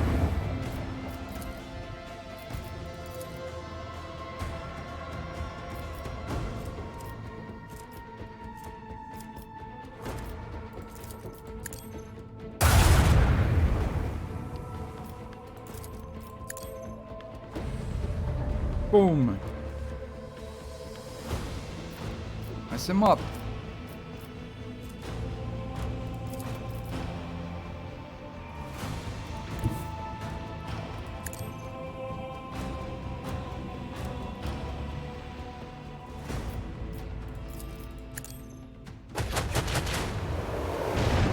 Bye. GG's. I lift up my Wait, there's voice another in one? prayer for this vessel and its hallowed guns. Oh, there's two more. What the heck? But they weren't there. They showed up out of nowhere.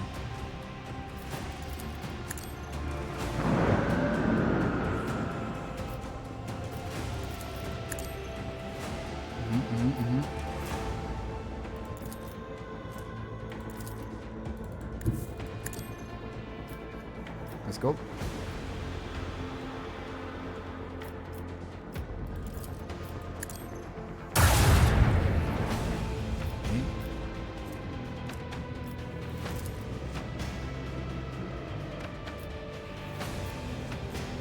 Okay.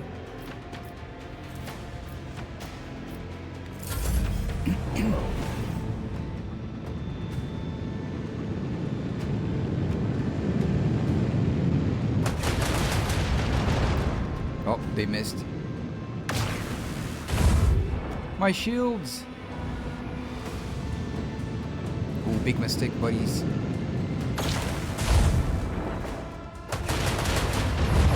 You guys made quite the Oh, never mind. He can run around again. Actually, I mean, he can be screwed here.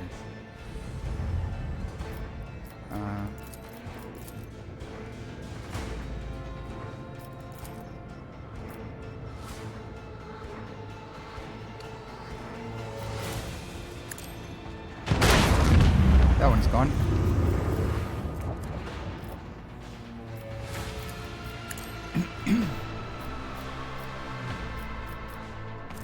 Man, right on the edge. That is crazy. That is unfortunate as heck. Alright, I'll go here.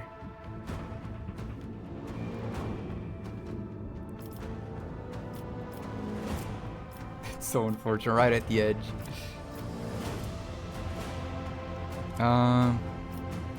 Regenerate my shields. They keep on showing up. So I guess they keep showing up until the rounds are over? That's gonna be a pain.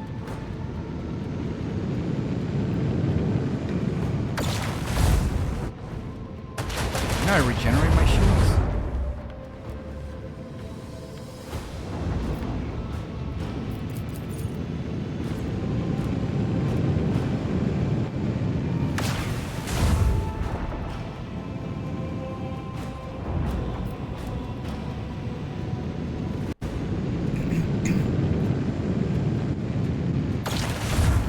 Yikes.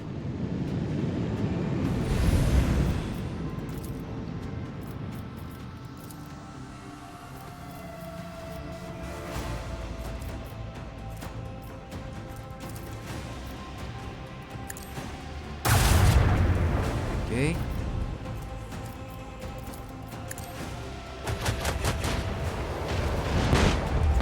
Why? Use one of these. And let's go over here.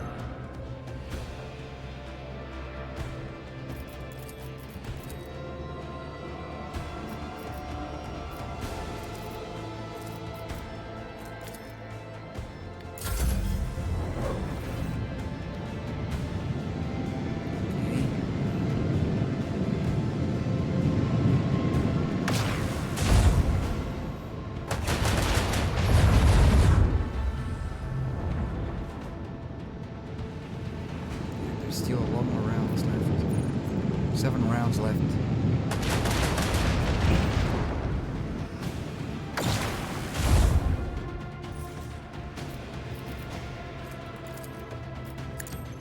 Oh no, I'm gonna sneeze it. Yeah, sorry.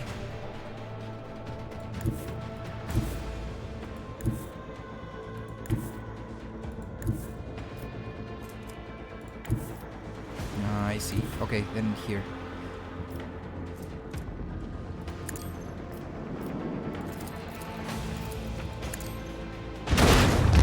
Good.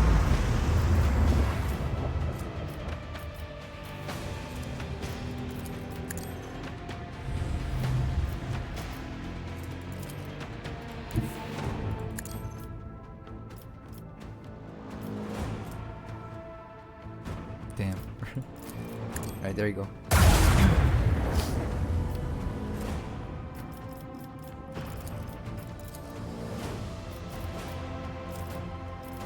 That's unfortunate.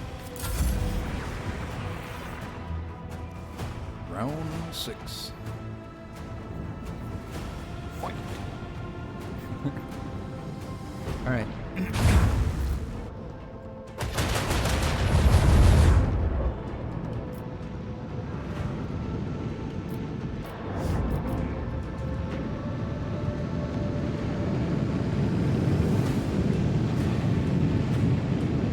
Why is it not, the camera not tracking the ship?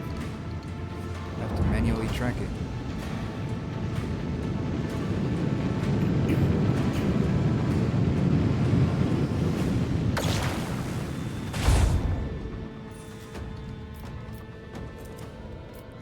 They always position themselves really well.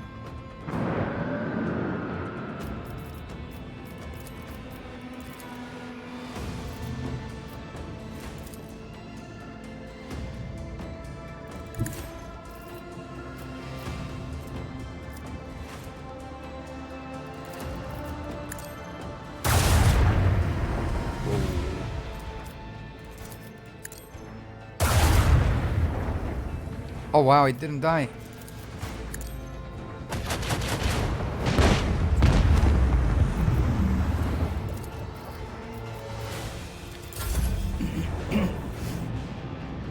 Running away?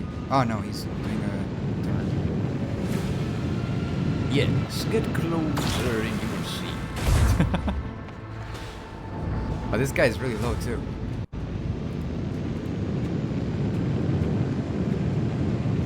Bro, he's dead.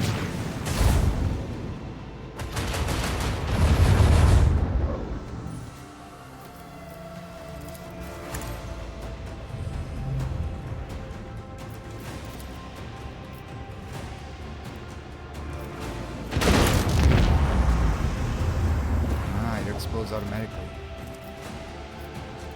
Bye. Boom. Nope.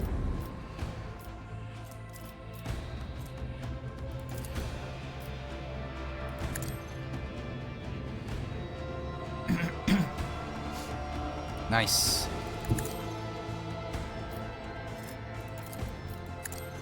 That was great. That was really good. They We won pale it. before our mastery of the void. Not even close. Oh my gosh, we... Oh, so all of them went there. I see, I see. I thought it was just this fight. Interesting. That was my Microsoft Teams once again.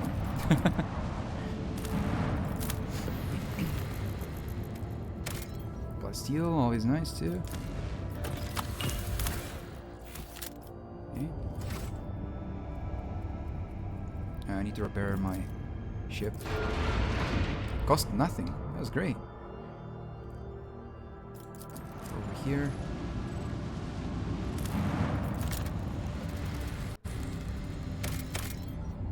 Okay. Another one of those.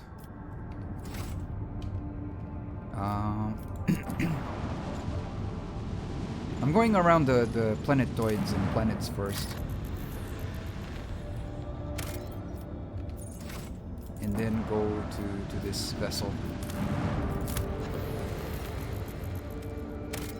Alright, here we go.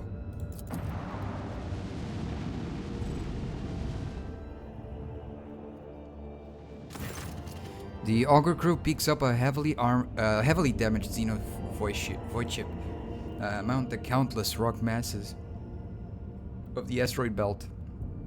An Eldari vessel, beyond a doubt. According to the Von Valencia's archives, about 100 standard years ago, the Imperial Navy set up a barrier in the system against pirates and the enemies of humanity. Countless primed mines are still scattered among the wreckage. The Voxmaster manages to tune the ship's systems to an unconventional frequency, and the bridge suddenly fills with chim-like Xenos voices. Drawn out and mournful, they sing in an unknown tongue, but every officer on the bridge can sense that this is a dirge. I don't know what a dirge means. Answering the call, Yirlia jumps to the cogitators, startling the officers on the bridge with her sudden jolt, in the hopes of understanding the Monkey technology and figuring out how to help the Hurricane. The Aldari runs in circles around blinking vid screens. The mysteries of the machine god elude the Xenos. Then she turns to the Lord Captain powerless. She's asking the Elondak to help her kin, who have found themselves trapped in a snare of fate. The Eldari are enervated and weak, and their song is a cry of despair, a cry that is fading.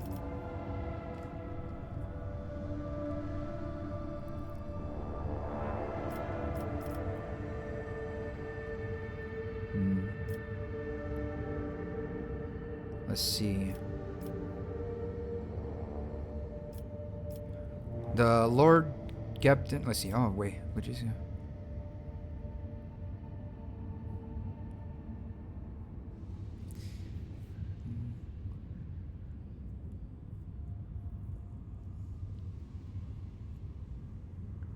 I'm going with the Lord Captain orders the servants of the machine cult to prepare a plan for clearing the minefield without harming the Xenos.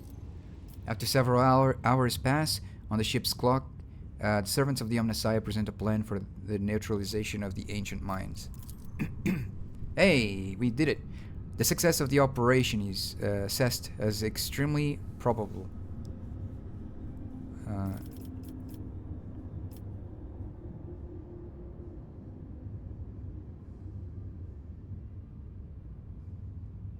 The Lord Captain gives the order to clear a path to the vessel, detonating the mines indicated by the tech priests.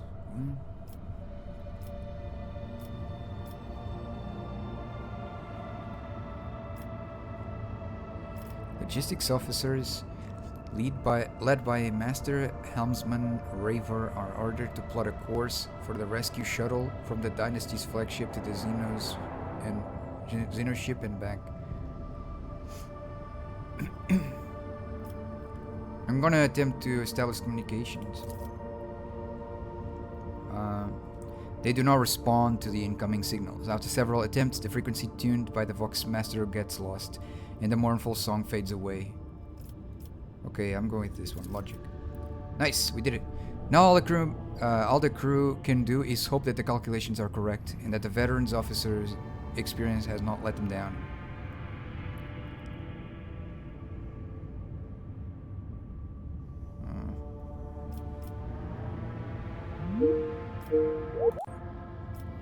Give me a second, guys. Give me a second. Be right back.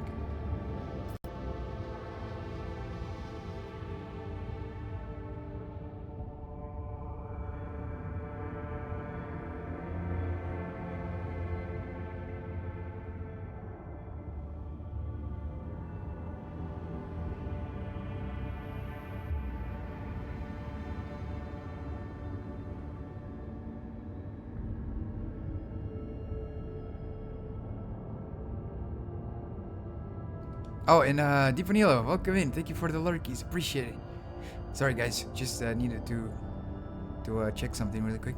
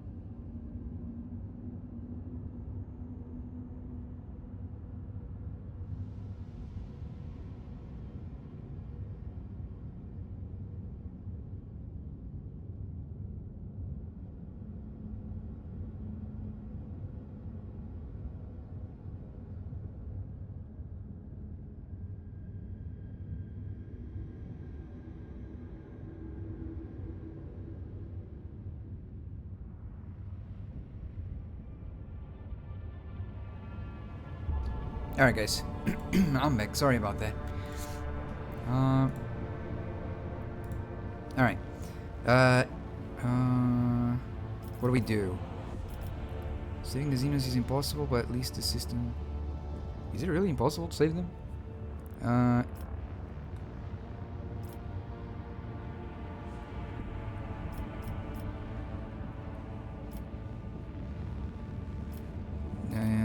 Nagi von Valencia sends a shuttle with an experienced pilot and scouts in hopes that a smaller vessel can bypass the ancient mines. The shuttles enter the asteroid field. The pilot proceeds with caution, confidently avoiding the chunks of rocks and nearly imperceptible mines. However, when the shuttle reaches the Xenos ship, the rescue team reports catches the bridge crew off guard. The vessel's aboard side has been breached by the macro weapon of an unknown Imperial voidship.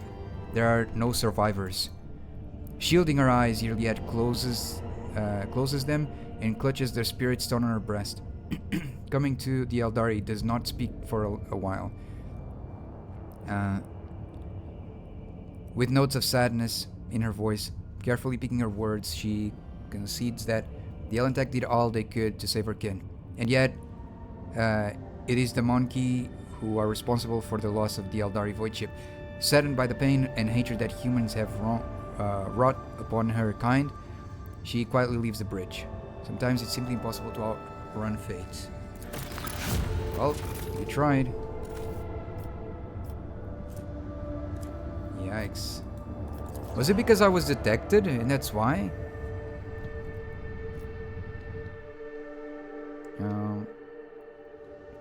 Well, we did what we could. Oh, that was my bad. I clicked somewhere else by accident.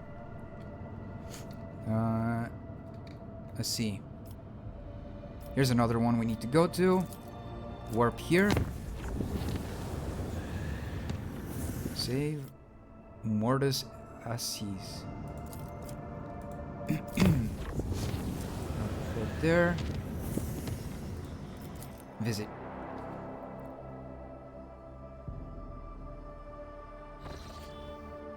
Lord Captain, we have cross-referenced the key characteristics of the systems with our astronautical chart data. The planet Vibulus 6 is located here. The problem is the augurs detect an unusual change in the atmosphere, not unlike a massive release of toxins. It appears that something unfortunate has happened to the planet's underground storage facilities.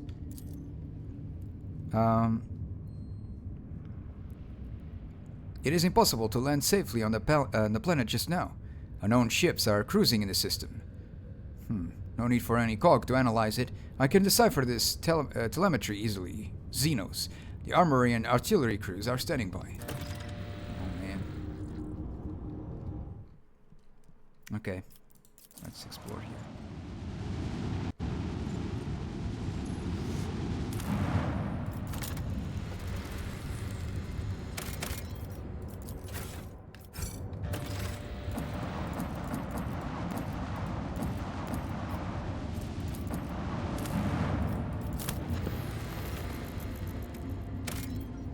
Oh.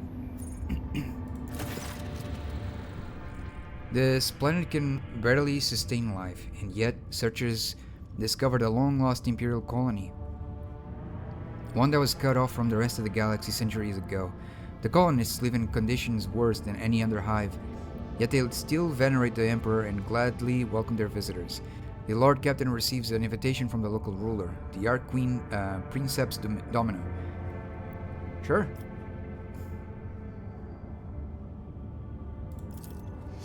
The ruler meets the Lord Captain in a shack, considered to be a palace by the people here. The Archqueen's unusual crown is made of metal coils, most likely parts of an ancient device for boiling water. Damn. The guests are served the finest delicacies the colony can provide.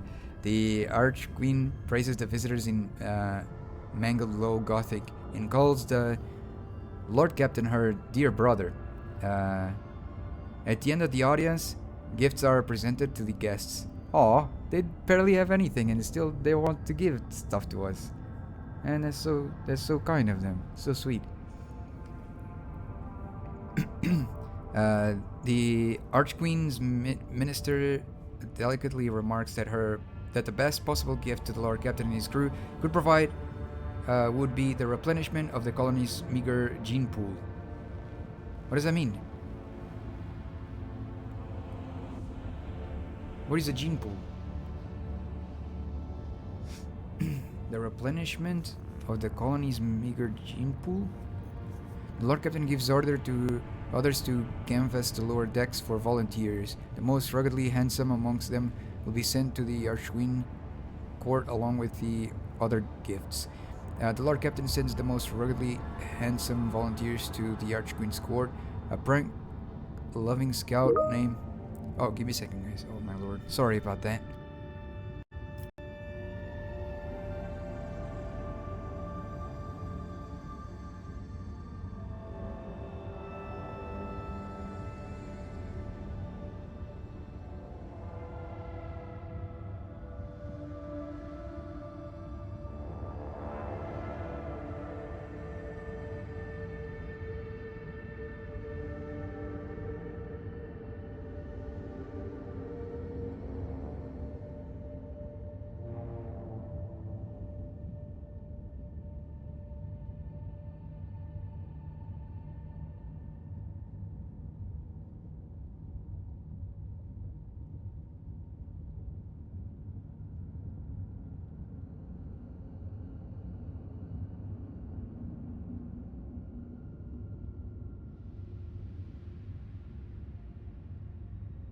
There you go. Sorry about that, guys.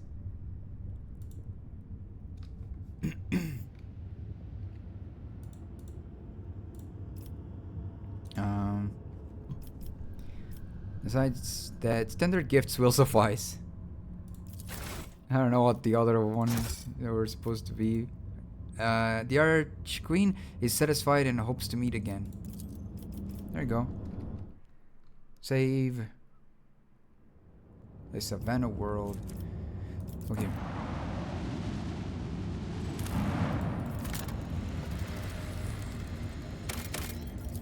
Whoa. What is this? Oh my gosh, it's like a burning world? Shit. What the? Dead world. Alright, let's go to this one. I'm gonna be forced to fight it. Definitely. Yeah, it always goes around. It always forcefully wants you to do a fight there. Oh man.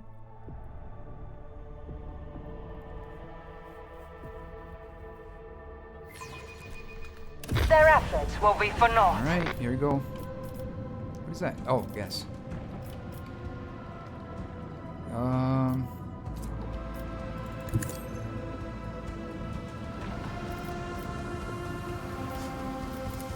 Here.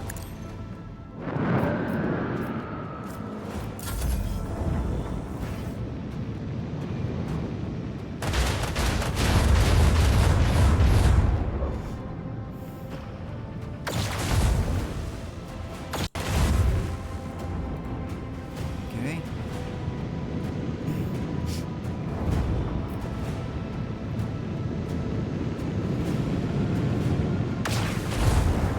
What? Oh, it's taking a ton of damage. It's gonna kill itself on that Another gas. enemy sundered by the void. I didn't even have to do anything.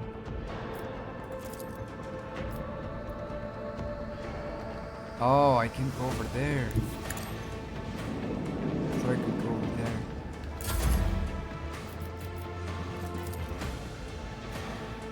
Here?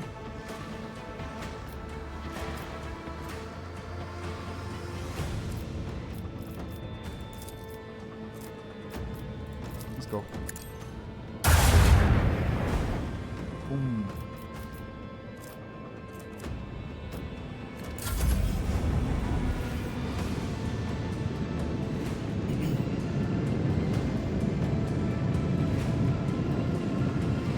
It's so far away.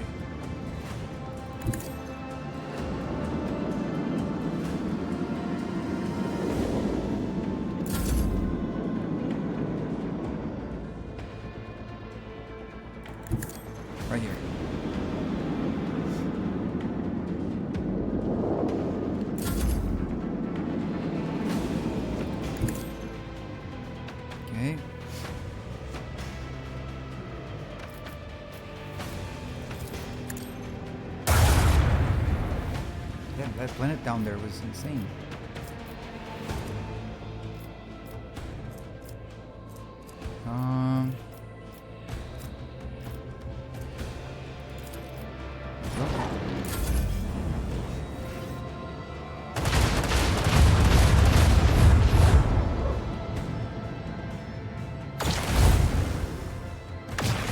What the heck?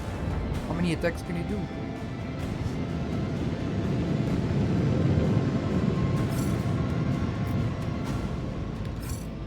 Damn, I'm forced to use it. Okay, let's go over there.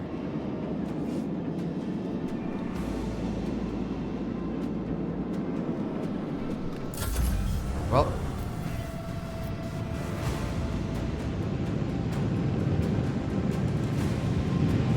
Are making it easy for me, I see.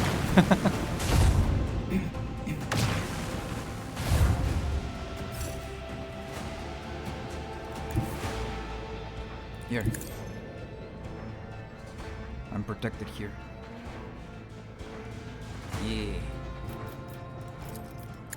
Bye. I revel in the spectacle of their glittering ruin. Upgrade! We can upgrade! Nice.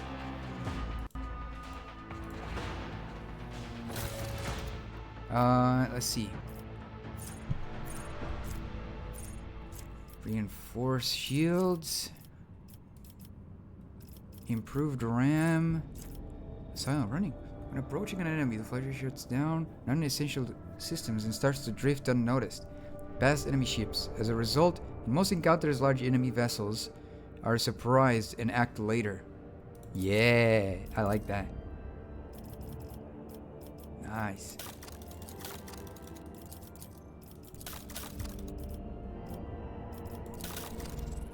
Cool, cool, cool. Wait, what is this one? Oh, big gun.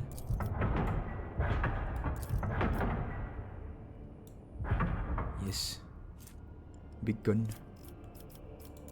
All right. I need to get another arsenal thingy. There you go.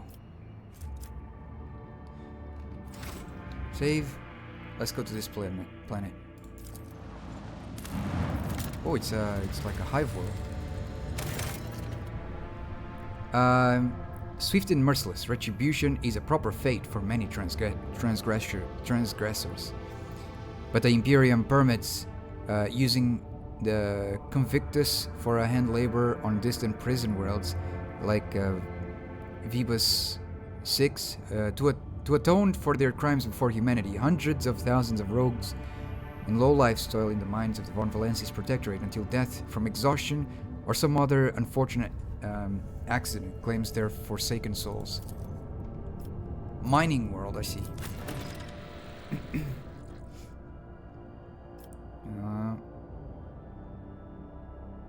Alright, let's go.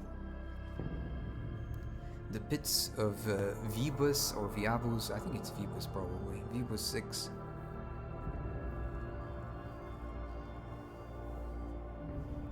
Vebus 6. Okay. Wait. Level up.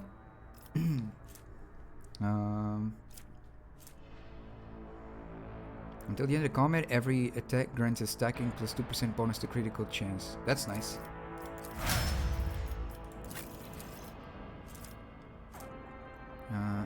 Until the end of their turn, the Vanguard cannot die. Until the start of their next turn, all damage suffered by the Vanguard is reduced by toughness bonus. Damn! That's crazy.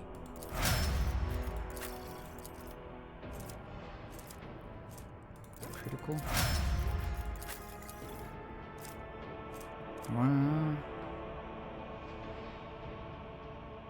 Two attacks instead of one. That's nice. Prior to the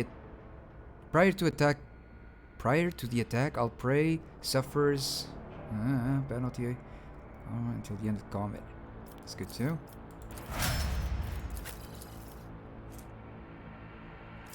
And this one. There you go. Save. There we go. Finally.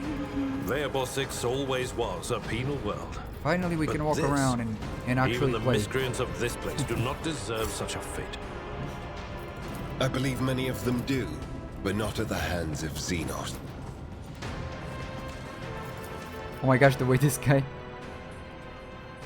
Yikes.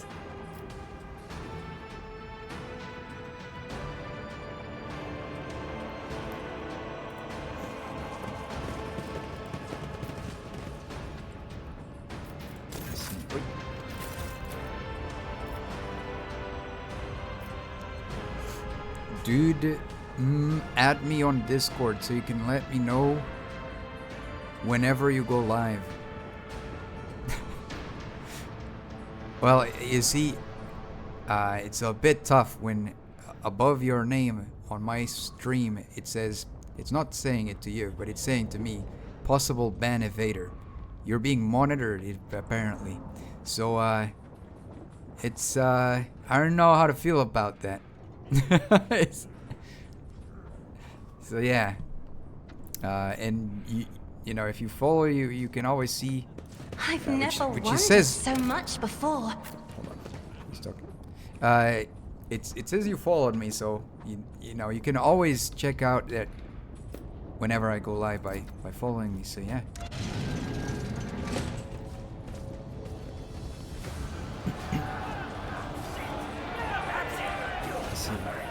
Oh, they're angry. Look at them. Whoa! Look at this guy, girl. Oh, those are Drakari.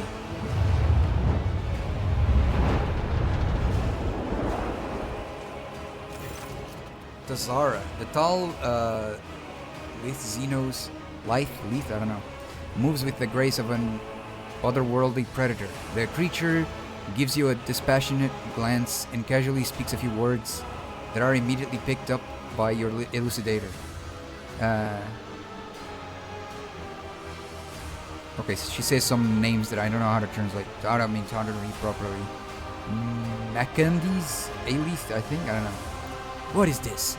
Has one of the sisters found an amusing trinket in the ruins and save it as a special treat for the Archon? The Xenos takes a quick look over her shoulder towards the platform where a few more silhouettes in tar black armor can be seen. Enrix narrows his eyes and gives the Xenos an appraising look. The Drakari of this breed are known as winches. They are experts at bloodletting in the arenas and on the battlefield. However, I'm more interested in the ones skulking in shadows. Judging by their armor, they are high-ranking representatives of a cabal, a military clique from the Drakari Demsn. And these words that I never heard in my life are crazy. It seems we have disrupted a vile performance for their distinguished guests.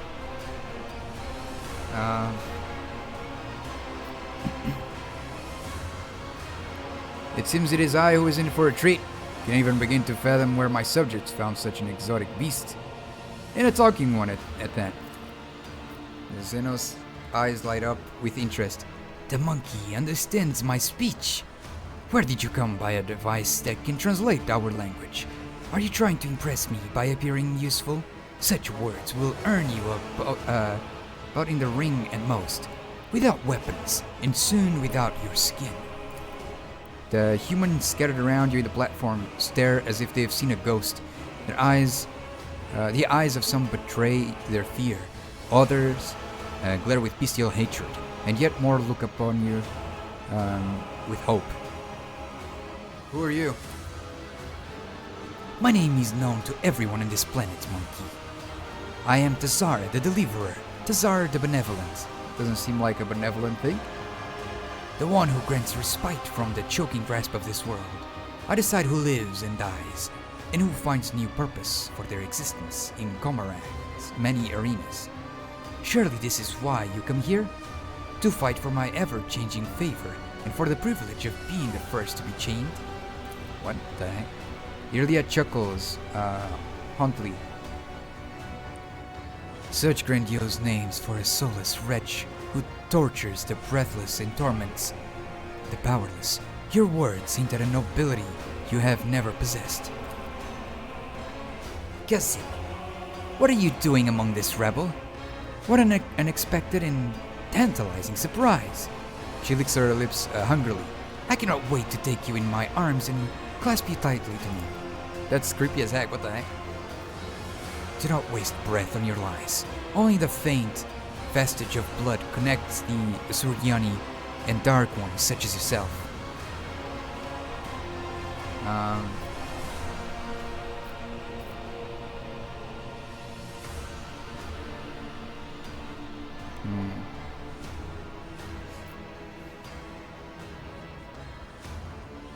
You ravaged the planet, wiped out millions of people, and made those who survived bend the knee. You'll pay for this. Am I not paying for our mischief already? Am I not saving the worthiest among your kin? Gifting them the right to die for the delight of my brothers and sisters? What kind of abhorrent ingratitude is this? From the dusk behind Tazara comes a cry. The distance between you and the Xenos is too great for the elucidator to interpret the words, but the tone alone speaks of irritation and impatience. Oh! Damn, I clicked by accident. Einrix. Damn, that was a misclick. Einrix looks like the spectators. Oh, he says, looks like the spectators grew bored when the performers hit a snag. He reaches for his weapon. Tazar, I guess I clicked something and I don't know what it was. Damn, I hate that. That was such a misclick. Tazara raises her blade and points at you. Tell the other monkey that whoever slits your throat will depart for their new home ahead of schedule. And tell them to hold nothing back. Tonight they dance for Irameris herself, the great Archon of the Cabal, or Cabal, I don't know, of the Reaving Tempest.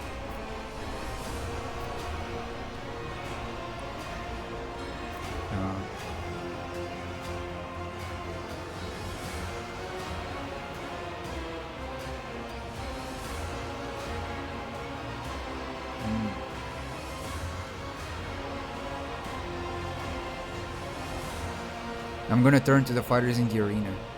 Do you truly wish to die at the Xeno's behest? A behest, I think, or behest? I don't know. If we join forces now, we can end this senseless carnage once and for all. You do not even notice the moment when you switch to the voice you used to. No?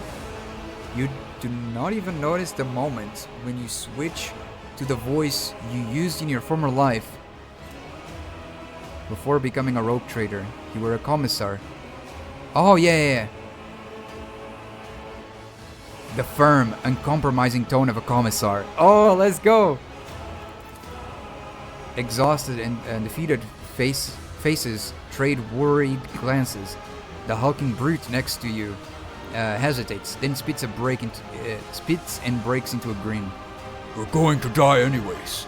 Might as well do it without the heretics brand. Slay the beasts!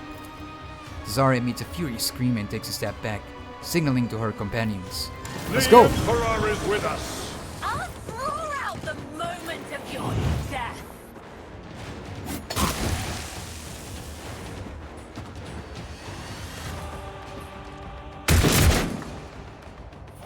My artifice is unsurpassed. Well, rip that one. At your beck and call.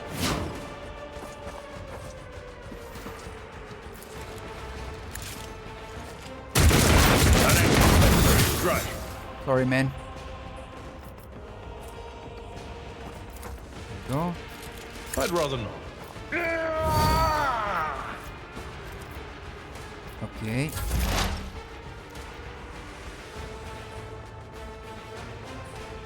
Here. This tedium is beneath me. Nice. Right here.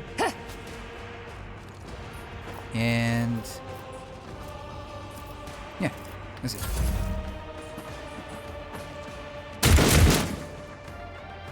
Let's get This to poor it. guy, man. I forgot. I forgot that he's not an enemy, man. He's gonna get cooked.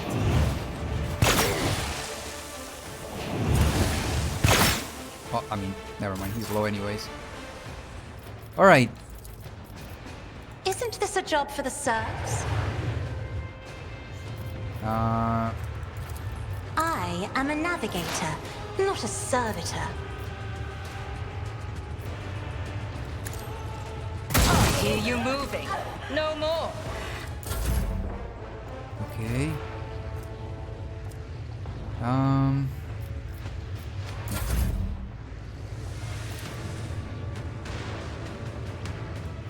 For the throne's glory.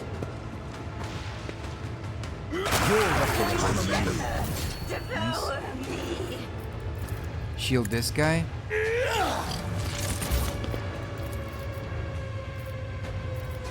I won't There you go. object to it.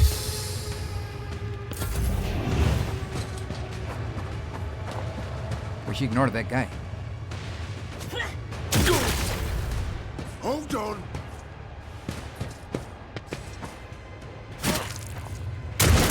Revenge Nice. will be delectable.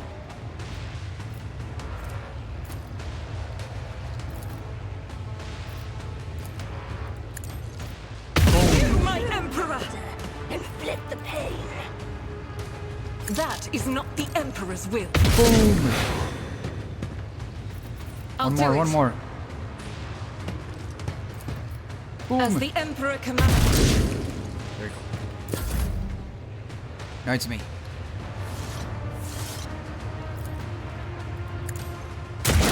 Nice. I'm bored of this farce, Dazara. No, this is someone else, no? Man, they speak so fast. The thing is, they speak so fast. I have no idea. Like what there's is they speak so quickly, basically. It's not even that they speak quickly. It's the subtitles of the little balloons. They go fast as heck. I wish there's like a little like play button next to it that you could skip manually, so you can read at your own pace.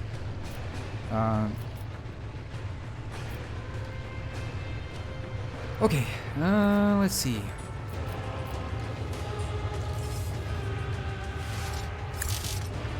Oh yeah, I can't do anything. No, I can actually. Yeah, over here.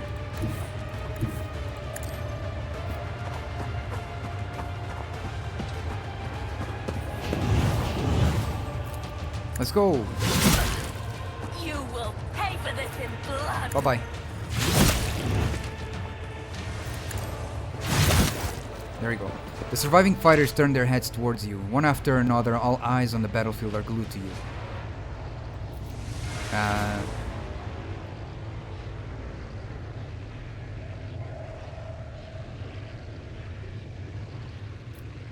Let's see.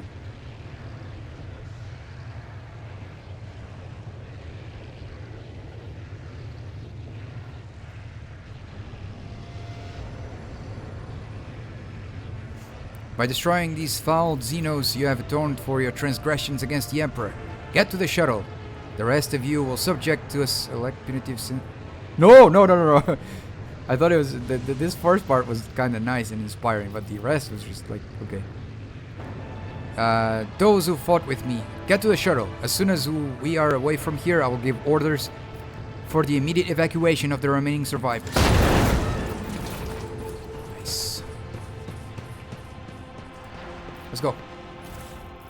Ooh, Drukhari armor.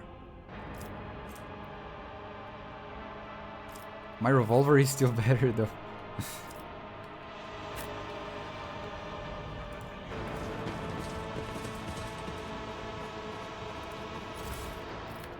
Okay. Whoa.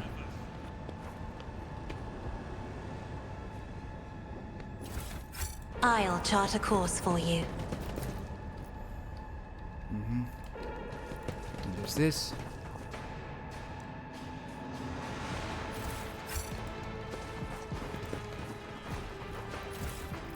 There's so much loot. They're gone. She said. Look at this one. Whoa.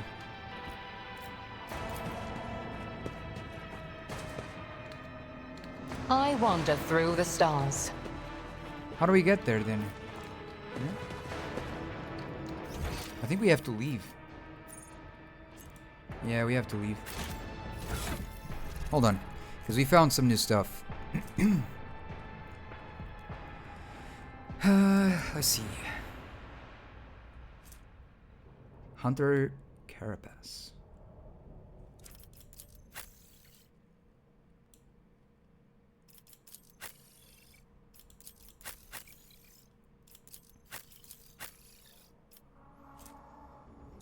Medium armor.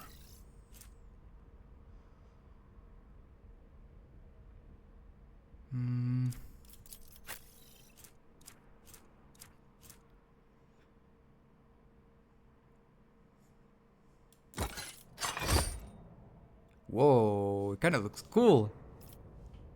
It looks cool.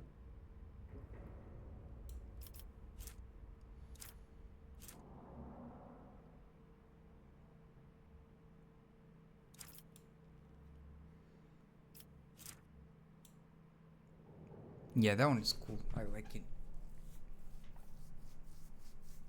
But I think it's let's see, armor deflection. Still not as strong. Yeah, because of the dodge penalty, right? Yeah, I think the previous one is stronger because of the dodge penalty. And the armor, obviously, for that. Well, what is this? Oh, it's a certification. Is there anything else?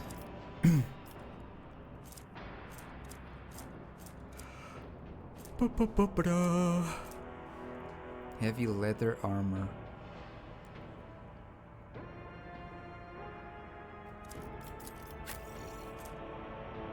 Okay. Well, that's it. Let's get out of here. There's nothing else. Let's go.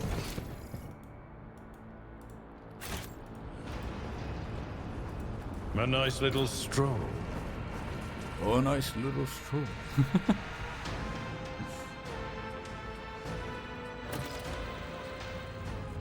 Whoa. Oh, this is ours now, yeah. Punishment of the Thinkers. Vebus 6 needs new convicts. Various dangerous literates and idle thinkers could supplement the workforce. What? Again, a cutthroat feature. Plus 10% crit. All allies. Punishment of the Outsiders. Vebus 6 needs new convicts. The quarry can be filled with prisoners taken from foreign worlds. Sure.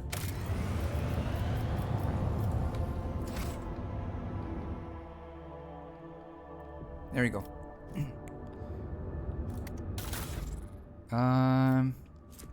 Okay. Let me go back to the voidship bridge. The voidship bridge.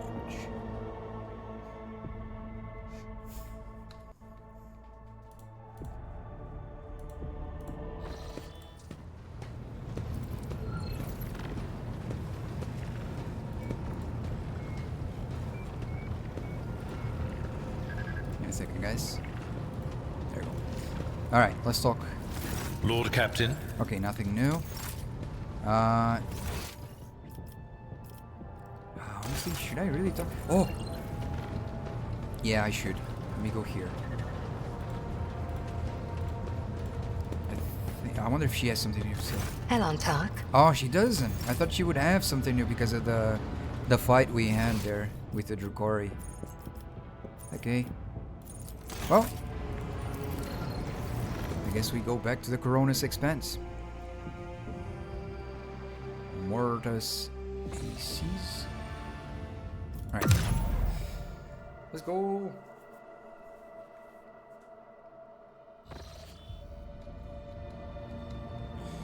Okay, here's what I want to do. Go over here, warp. And then we do this thing. No, we go here, warp.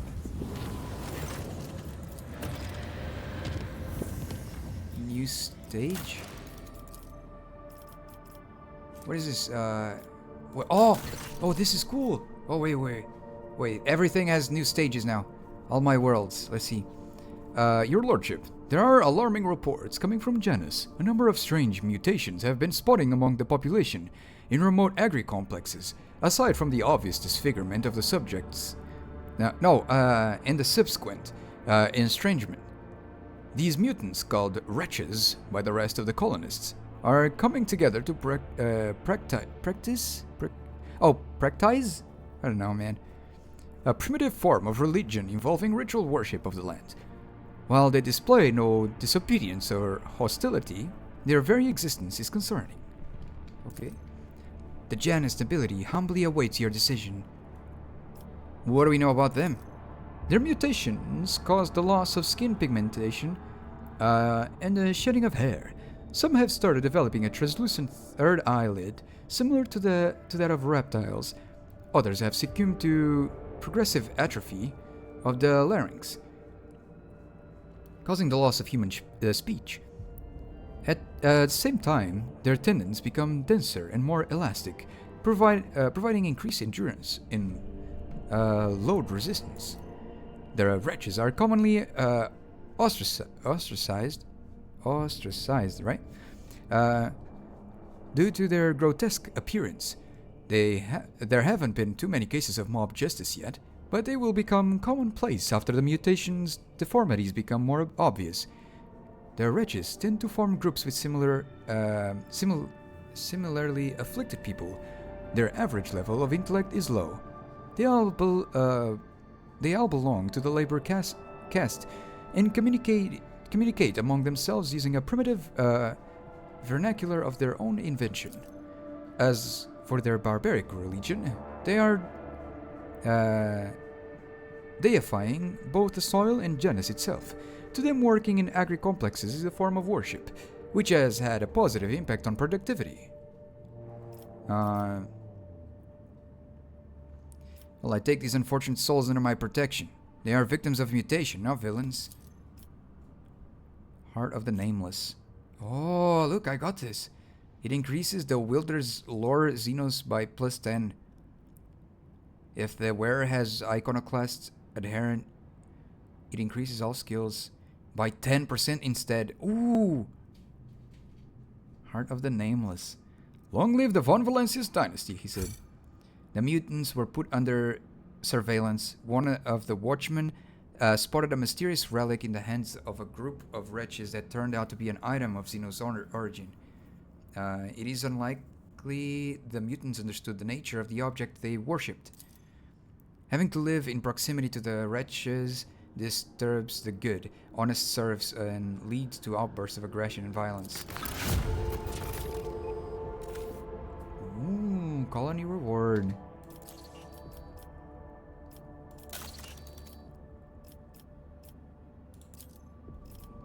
Rank.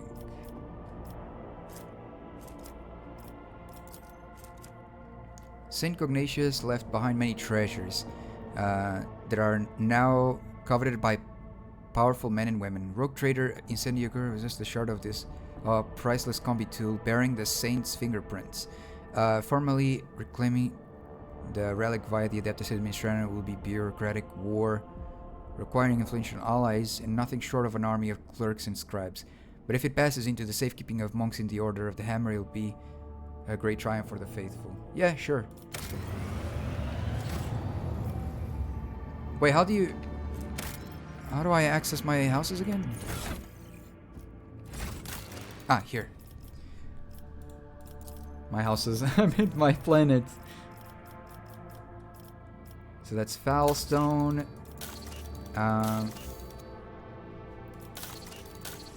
Which is at rank 2, right? Rank 2? Yeah, rank 2.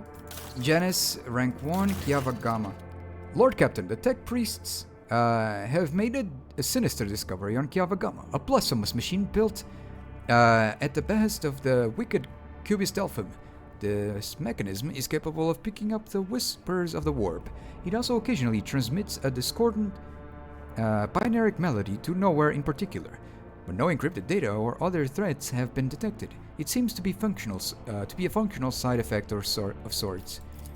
Of course, the idea of using a machine instead of astropaths to contact the voices of the warp may seem tempting, but this machine is teeming with corruption. Its fuel tanks are satiated with the liquefied souls of your subjects. Oh, what the heck? It has enough for now, but someday it will have to be refueled.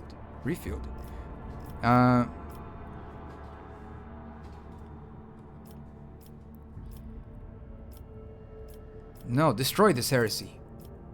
I received the Imperium transceiver. Whenever the wearer is targeted by an ally's ability, the wearer gains allies fellowship bonus temporary wounds. Your command shall be relayed to the Manufactorum attendants. The device was mercilessly but carefully destroyed. During its death throes, the device emitted noises that drove other mechanisms to madness and ruin. But it was finished, and faith in the triumph of the Omnissiah filled the hearts of the righteous. Whew. Okay. Save again here. Koronus. Hey, colony reward. And Vivus 6. Lord Captain, a disturbing report has come from the quarries of Vivus 6.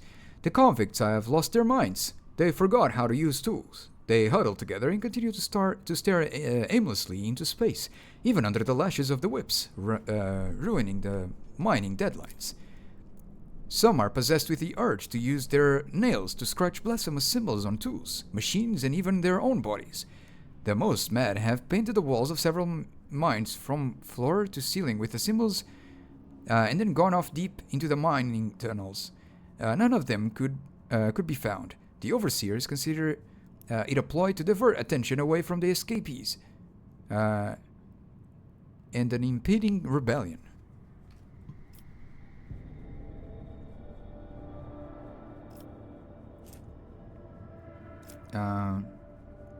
What are these symbols being scratched? It is hard to give these drawings any sort of intelligible definition. Unnatural round circles, connected by lines. Oh no. It's like the heretic symbol. The chaos symbol, I mean. The lines are interrupted by groups of dots. Oh no, wait, that is different.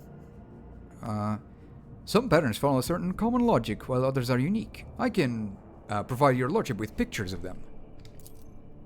After examining the pictures, you realize that the symbols are connected through a strange logical sequence. What do my advisors have to say? I am detecting an intriguing pattern in the drawing of these symbols left by the prisoners. Hypothesis: they have a practical purpose, requesting clearance for the Adeptus Mechanicus to access the mines and investigate the specimens. Disappearing prisoners? What is the point of running away from penal servitude if the entire world is a prison cell? No, Shirin. These Ashmags have found some sort of smuggling tunnel network and are hiding there. And the drawings, in their secret language, which they use to give orders to their fellow prisoners, I know some guys who can find such secret places and decipher these languages. If the convicts continue to disappear for no reason, then unrest will soon follow, whether out of fear or hope for the possibility of escape. To stifle this, we must put pressure on the convicts' leaders. My experience suggests that such people can hold more sway than any overseer.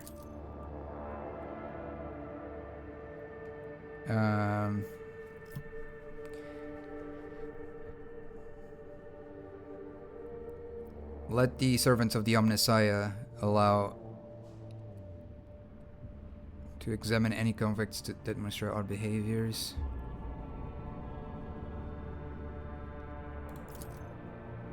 There is no sacrifice more worthy than one made in the name of the quest for knowledge.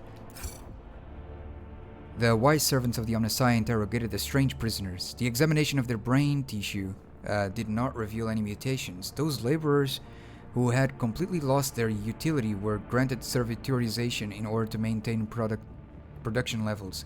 However, one discovery was made after all. The prisoners' drawings were too systematic. They could not be mere gibberish. The sets of repeating dashes and dots were far too similar. But if it was indeed a secret code, then judging by its complexity and the impossibility of decoding it, this language was definitely not invented by a convict. Well, I basically learned nothing. Okay, let's see. Janice, is there anything new? The secrets of Winterscales. Legend has it that House Winterscale holds the secret of gas factoriums, workshops in which tons of organic raw materials pass through fermentation vats, hot rollers, and pressure exhausts to yield valuable chemicals. This secret technology could enable Janus to produce enormous volumes of promethium. However, only the most skillful and highest paid smugglers will be up to the task of stealing this treasure. Treasure.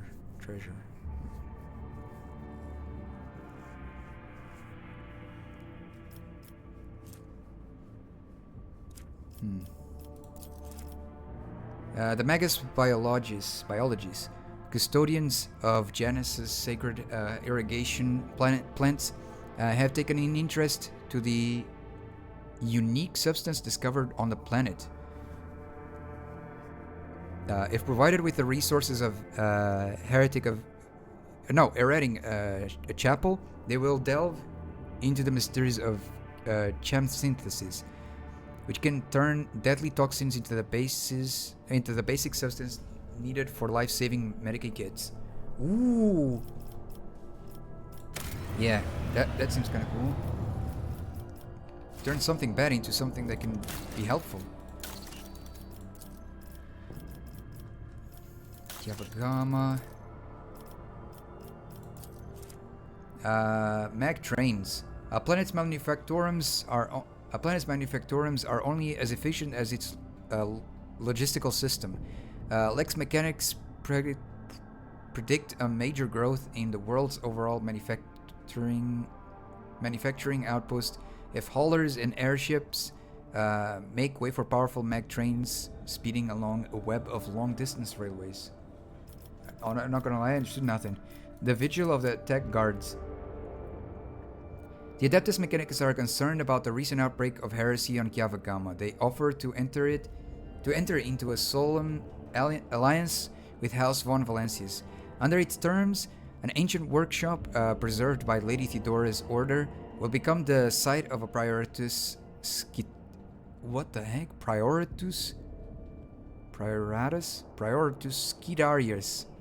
That sounds like such a silly word.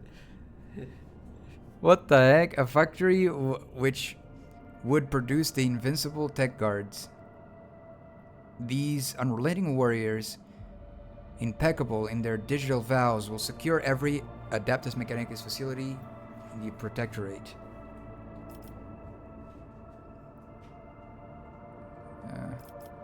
Sure. Dargonus. Genetic mercy. The genetic purges will be stopped. This world needs working hands. Doctrine of rationality. According to the new doctrine, that disenfranchised will be servitors. No, I don't want to turn them into servitors. Decree on diligence. Issuing this decree will significantly tighten production quotas, dooming laggards to being processed into corpse starch, which will encourage the most diligent servants. Filth of the Expanse. More and more ships arrive in orbit around Dragonus. The reduction of duties and the reining in of customs will allow the black market to flourish, able to compete directly with Footfall.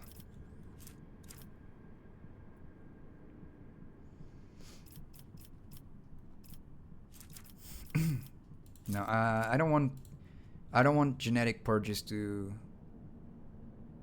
to keep happening. So I'll put an end to them. There we go.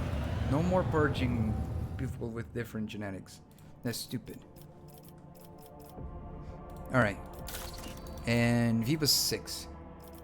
Dreamless. The convicts will be of much greater use if they are kept from sleeping by employing a small augmentation. Oh my lord, no, that's horrible. There is a rumor that there are several warp guides among the convicts, unsanctioned semblances of navigators. It may be worth it to hunt them down and press them into service. Ergonomics. I gain the absolute efficiency feature. All allies gain +5 commerce and a 4% hit chance. Everyone knows the rogue trader's eagerness to succeed using the most efficient ways possible. The mining complexes are getting crowded. Individual pods and tranquilizers for the convicts could solve the problem. Pods and why? Wait, I didn't get it. The mining complexes are getting crowded. Okay, individual pods, it means creating even more space for them to sleep, right? But what the heck are the tranquilizers for? What does that have to do with the areas being crowded? I don't get it.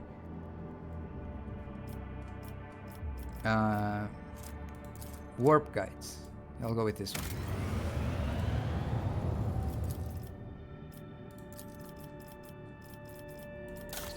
Okay. Fallstone. Janus. Yavagama. Dargonus. In Vivus 6. Yay!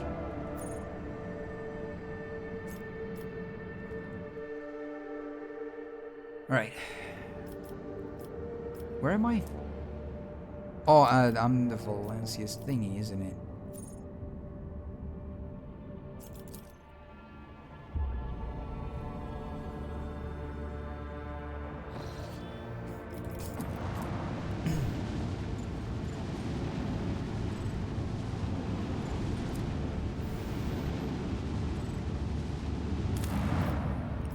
Alright. Let's go to the palace then. Is the family of what's her name again? Yeah, Sorcelio, they want to talk with us. Cassia, yeah. Which I didn't get it. I thought they wanted her to.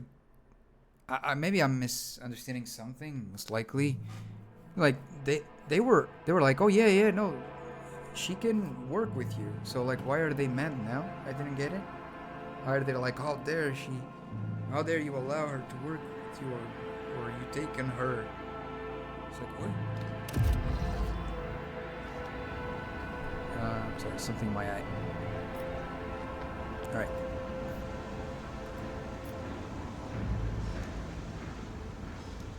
I can only use one hand because... There you go.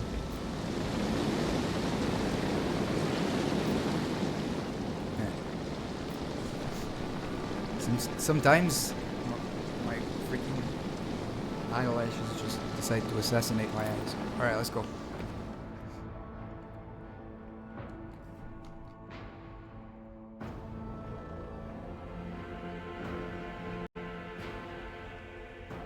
Okay.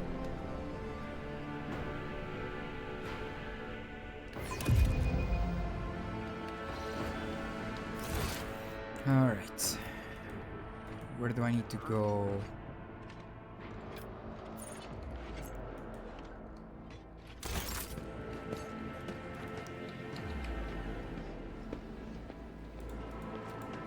Need to talk to her.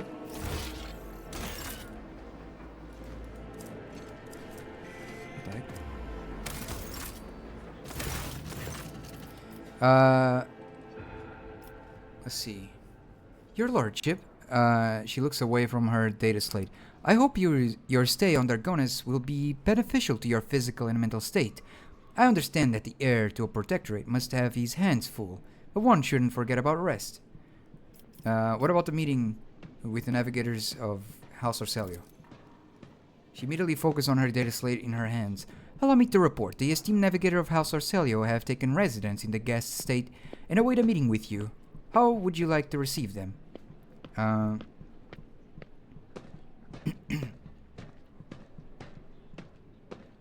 A meeting with the navigators is just a formality. No need for any extravagant receptions. Understood, your lordship. She promptly makes a note in her data slate. Would you like to hold this meeting shortly? Yeah, Cassie and I are ready for the talk. Then I'll have a messenger sent to retrieve the esteemed guests. Alright, let's go.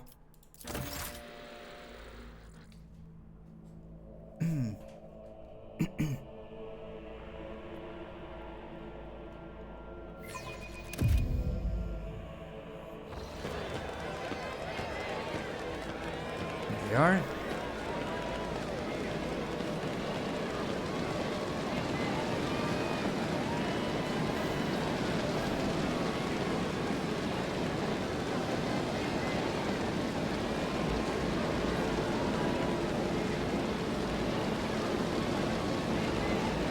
Oh, this time it lasts longer.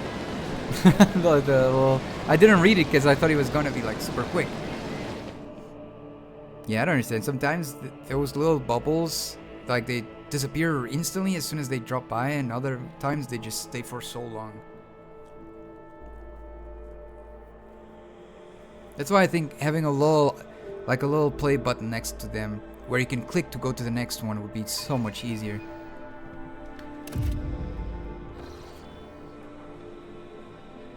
The esteemed representative of the Nevis nobility have arrived at the Rogue Trader's Court, the region of the Great House Orcelio around Orcelio.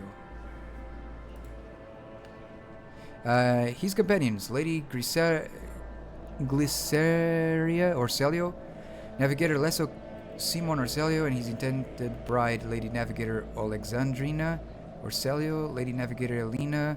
Okay, yeah, I get it. It's the entire family. Got it.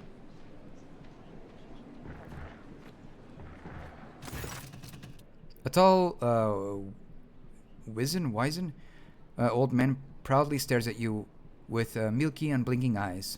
Loose skin sways with his every move, as if the navigator's flesh has detached from his bones. What the heck? Kind of description. An unsightly hole mars the regent's face, where his nose should be, and the old man's skull is covered with spiky growths. What the heck happened? Rogue Trader, the regent's sagging lips twist in a condescending sneer. We hope the Von Valencia's protectorate finds its bearings soon, and you astound us with functions every bit as horrendous as those of your peers. What does that mean? You did not see fit to prepare for the arrival of the Orcelio delegation. Yeah? Functions every bit as grand as those of your peers. Sure. And yet this is not why we're here. Yeah, that's why I didn't care. Our Grace is obliged to note how much the Rogue Trader has done for House Orcelio by protecting its beloved child. But the way you guys... But it... What the heck? Wait, so now they're happy that I'm taking care of her, but before I received a message saying that they were angry at me, no? Maybe I misunderstood completely everything, man. I don't know. We waited for many turns to behold her radiant visage. Or visage, I think. The regent shifts his unblinking gaze to Cassia. Come now, child. There is much we need to discuss. Cassia steps forward but then stops and looks at you. I'm gonna nod.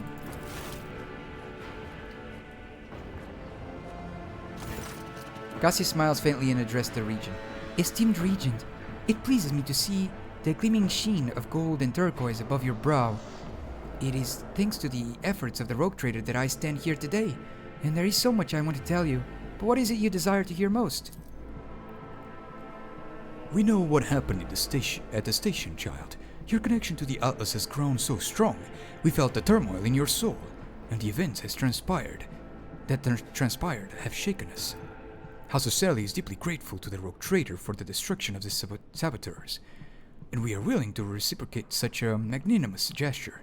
We trust that our treaty of friendship and alliance underpinned by the transfer of several artifacts of exceeding rarity will suffice. Now come, child. It is time we depart for your new home, so that we may finish what we started.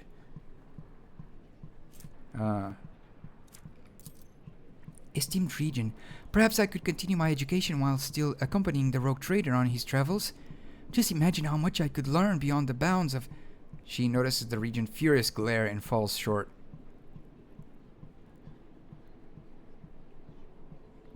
I would be honored if you decide to stay. Unthinkable.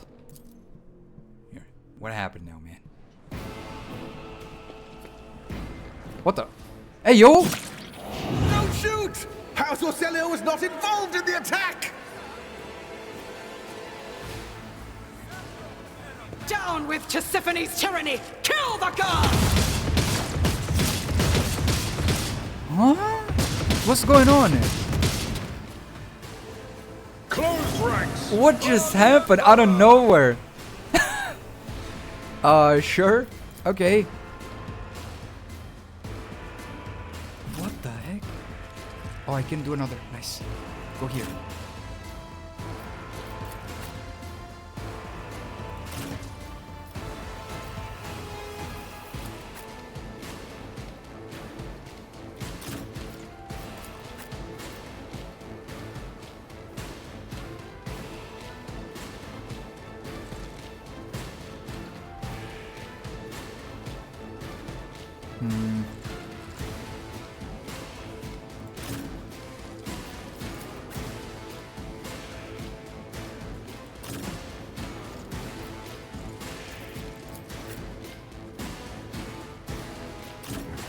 Here. Here. Let's go. My faith strengthens me. Imperium! Lady Navigator Elena.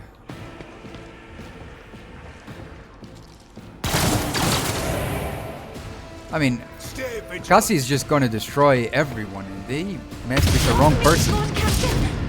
They messed with the wrong person. Weapon at the ready. Scorn the pain.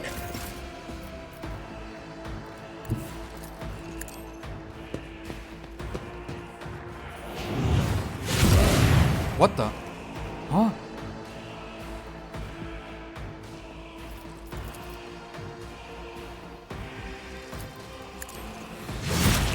There you go.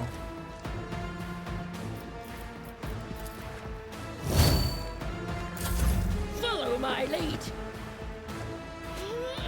Bonk. Break them Oh, that sucks. How long are we gonna be stunned for? Weather the storm. An entire round? Yep. Damn. That sucks. If it wasn't for that stun grenade, I would have one-shot everyone here. That is so disappointing. Indeed. Indeed. At your beck and call. Indeed, indeed.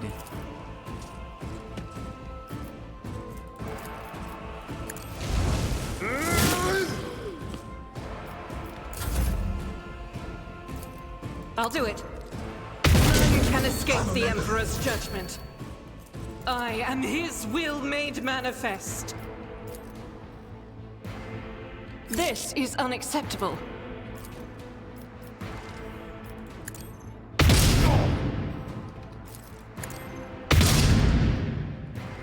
Faith without deeds is worthless. I'll do it. Eradicate it. Oh, she's going crazy. Doubt is for the weak.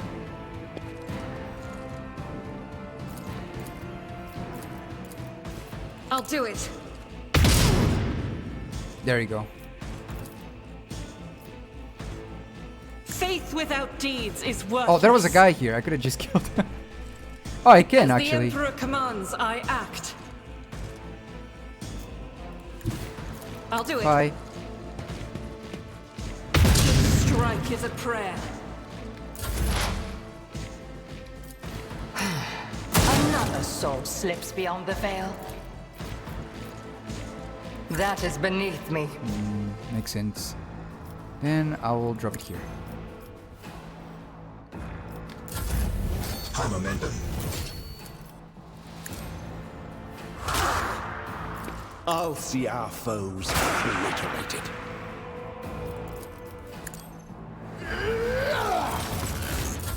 Follow my lead. Nice. My faith strengthens me. Follow my... I must not falter. Yeah, I ain't doing that. Well, now I get to the thing, like the kaboom. Right,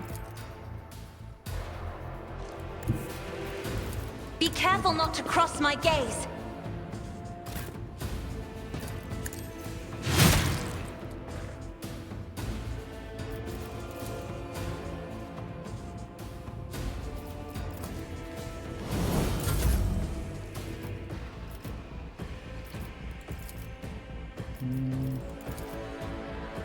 this one. Me? If you insist, Lord Captain. Isn't this a job for the serfs? It will be done. Close. So close. I will do my duty. Doubt is for the weak. None can escape the Emperor's judgment.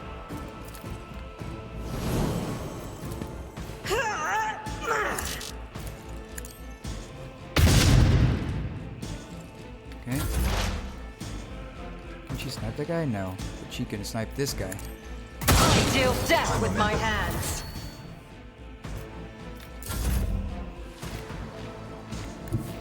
Everyone, step aside. Damn. Stay vigilant. Go, Warden, go! So close. He's 7 HP. He's so dead. There you go.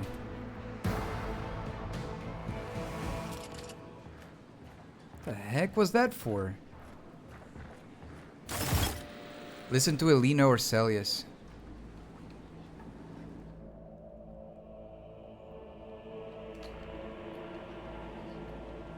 What the heck is that? Is it? I think it's her staff, though. Mercy.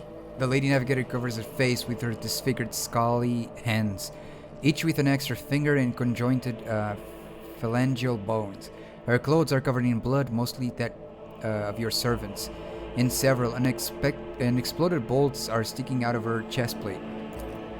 Rogue traitor, whether on purpose or out of ignorance, you are harboring a monster that is cunning, pretending to be an innocent maid.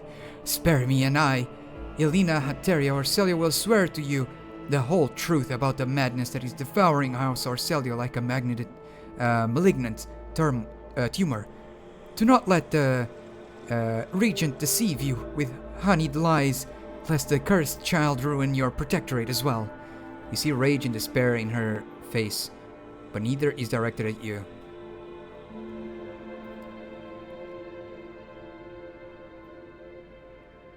Your fate will be decided during the trial, Lady Elena.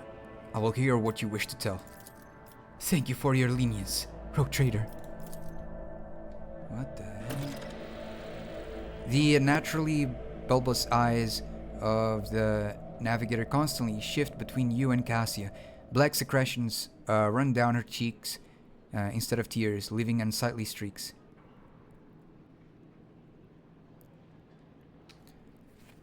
Wait, I nearly dropped my headset. It slid off my head. I, Elena Hateria of Ars Orcelio, swear to tell the rogue traitor nothing but the truth. May the God Emperor be my witness.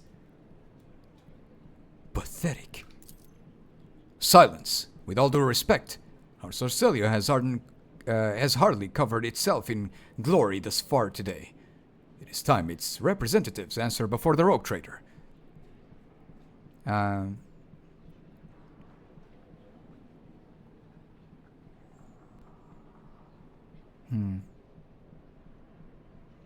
Regent Orono, representatives of your house made an attempt on Lady Cassia's life and attacked a rogue trader. A rogue trader? House Sorcelio humbly asks for your lenience and forgiveness. We could not have imagined these vile rats could be securing among our ranks. As for them sneaking into the rogue trader's palace and staging an unthinkable crime, God Emperor be our witness. The accursed renegades seek to spark a feud between our houses.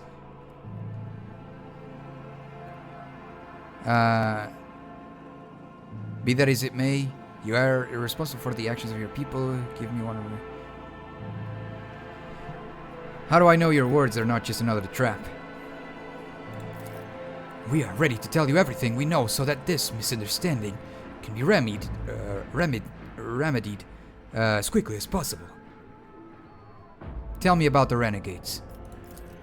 They are madmen who seek to destroy the centuries-old traditions of our great house, so carefully nurtured by the previous novator, I don't know.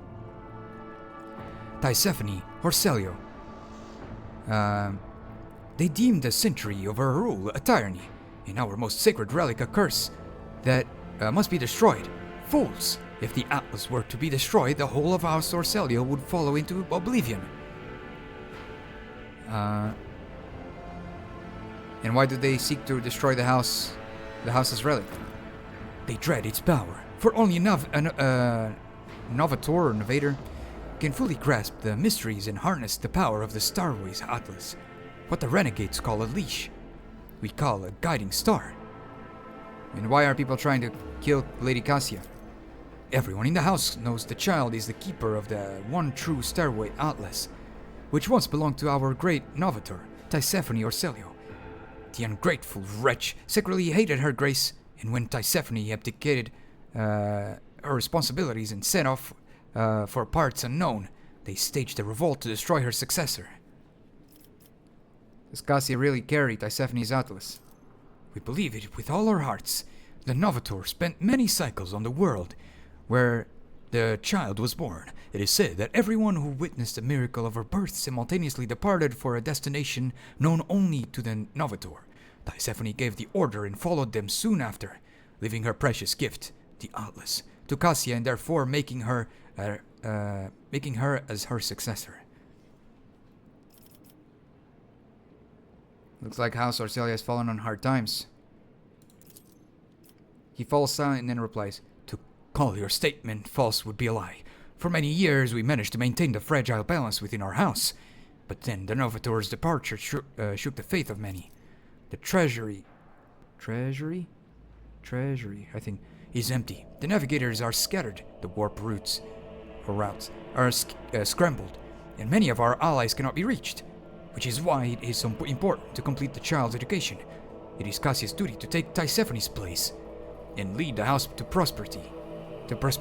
Such is her great destiny. And what do you know about Cassia's unbridled power? A special gift for a special child. She was born with it and grew under its influence. The instability sometimes hampered her education. We learned to prevent most outbursts. As long as the child remains calm and remains in seclusion, the powers cannot take hold of her mind. Okay. I would like to speak with the regent again. No.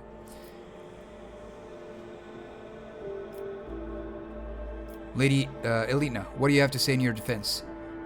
I do know what it is you wish to learn, but I will start from the very beginning. A long time ago, Thysephone ascended to the throne of Orcelio. She was a daring novator who brought part of the house to the Expanse, hoping to strengthen our position in the Imperium.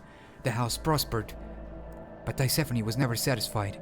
She went mad in her pursuit of power, seeking more influence, more control, and she saw enemies everywhere, even among her loyal followers. Paranoia was slowly driving Tisiphone insane, and one day she created the Starway Atlas, a relic that is implanted in our bodies at birth, a noose around our necks, our gift and our damnation. Tisiphone used the Atlas to control us, subdue our will, and mold our thoughts.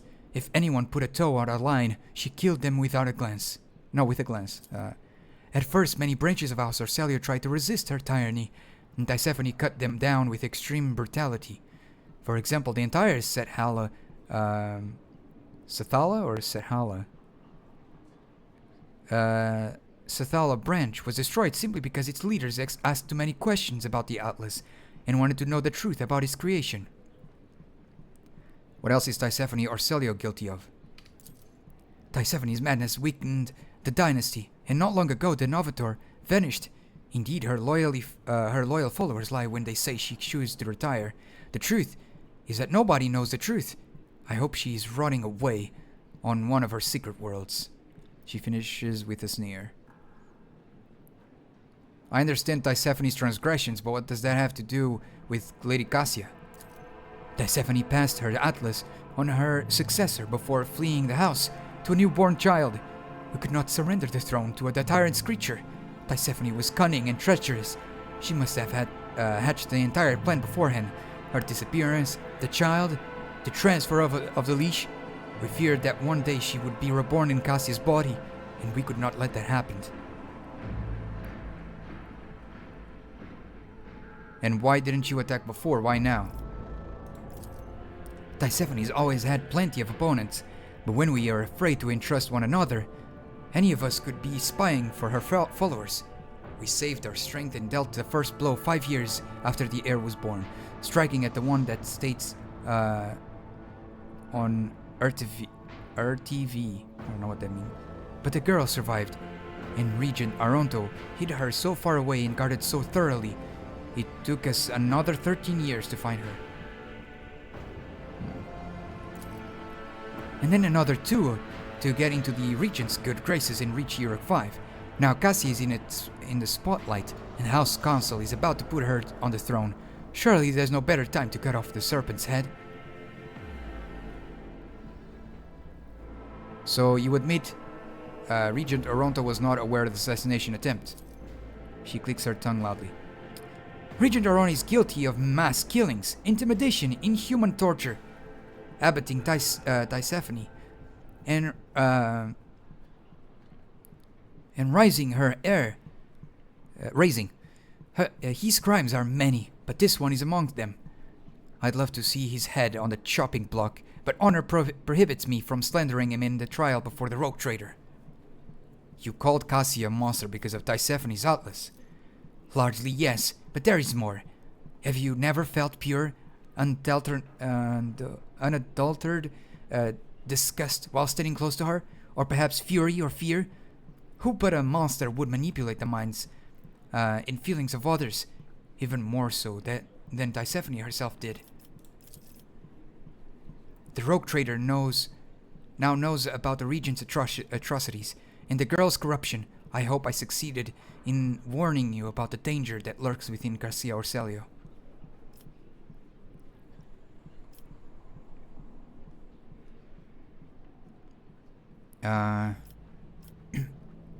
Lady Cassia, you two are an injured party in this. What would you do in my place? If I may speak, so many dirty colors have poured from the mouths of those present, and I felt covered in filth from head to toe. As the future Novator, I want to bleach them, purify them, and let them go. Heed me. I am the one to blame for what happened today, and I accept full responsibility for the actions of my house. She speaks bravely and openly, though her hands are shaking a little. Vile wretch, who do you think you are?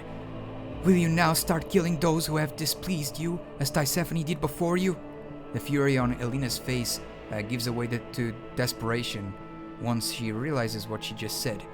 She slowly reaches for the atlas embedded in her chest, looking at Cassia with obvious fear. Here's, child. This burden is too heavy for you to shoulder alone. You are not yet ready. I implore you, to settle this conflict, I offer the rogue trader a 100-year contract with House Arcelio, committing us to charting the shortest and safest route for the Von Valencia's protectorate within the Koronus Expanse. I'll also remain aboard the rogue trader's vessel and assist him until he decides otherwise, or until duty to the house summons me to the Novator's seat. What are you going to do, Lady Elena? Or Elena, I don't know. Oh, wait. What are you going to do to Lady Elena? There you go. The esteemed regent will put Lady Elena and her people in one of our family gowls. She's a House Arcelio navigator after all. There is no need for our precious blood to be spilled. Elena stares at Cassia incredulously with bulging eyes, but remains silent. Her hand restlessly caresses the spot where her atlas is embedded. I accept your offer, Lady Cassia. She smiles. You have never seen her so open or so radiant. Thank you, Nagi. I mean, rogue trader. Aronto remains silent for a long while. So be it. We failed to notice that our child had grown up and become so strong. You may stay with the rogue trader until the house summons you. His influence is anomalous, but it has served to bring our blessed Tisephone's most precious talent, the talent of leadership. Rogue trader, we are now bound by the terms of the contract. Your representatives may contact House Arcelio at any time, and we will respond. And one more thing, protect the child like the apple of your eyes. Remember, we have that saying here in Portugal as well, apple of your eyes, yeah. Remember that you have the future novator of a Navis Nobilite house aboard your vessel. There we go, we did it. Damn, that's crazy. What a crazy event. My lord. Okay, time to level up everyone. Athletics. No, actually, I usually go with athletics. I'll go with demolition, I think. Wait. Yeah, I'm going with 100. Yeah, and then I'll go with athletics.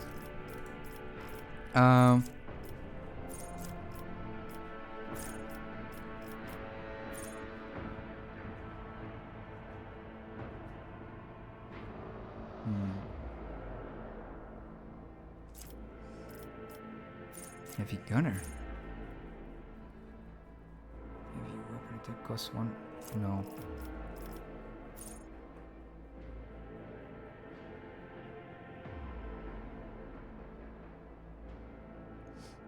Show them contempt. Sure.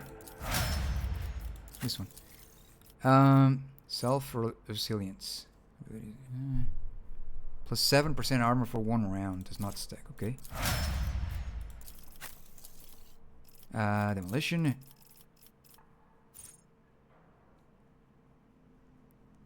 Okay, go with that.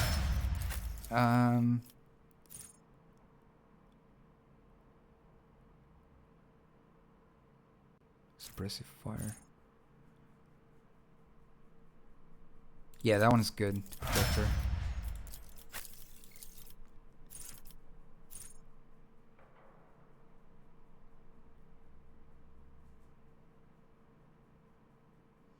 That's nice. This one here. Okay, okay.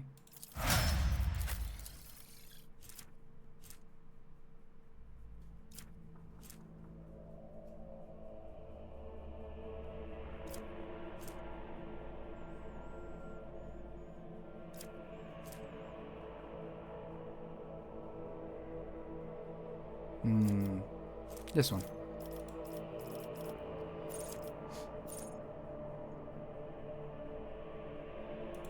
Okay. Actually open.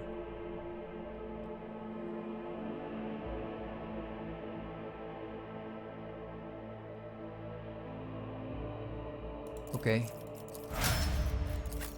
This one. Ooh, that one's good. Wait, all of these are good actually.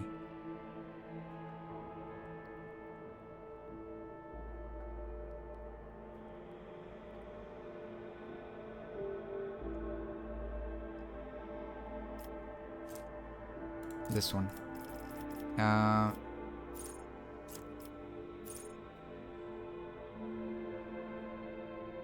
Okay. And this one.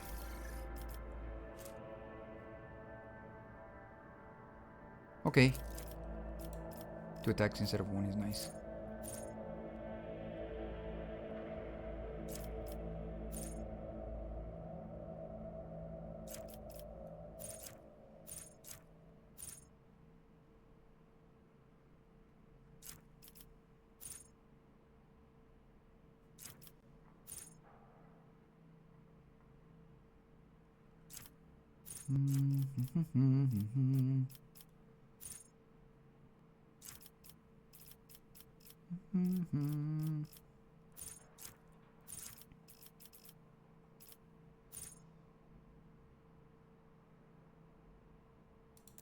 Yep, that one's nice. Let's go. All right. Well, guys, let me see. What is this one? Heretical.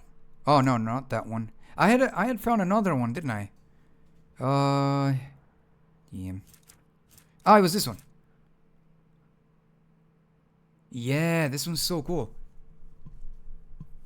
Heart of the Nameless. Big stretch. Specs. Here. Whoa, look at how much I earned. What is this? Whenever the...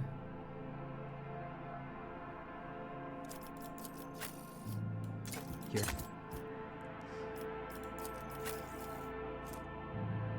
%10 bonus to awareness.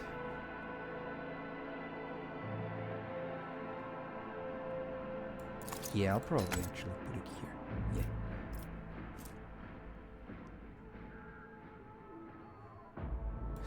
I mean, bonus to awareness.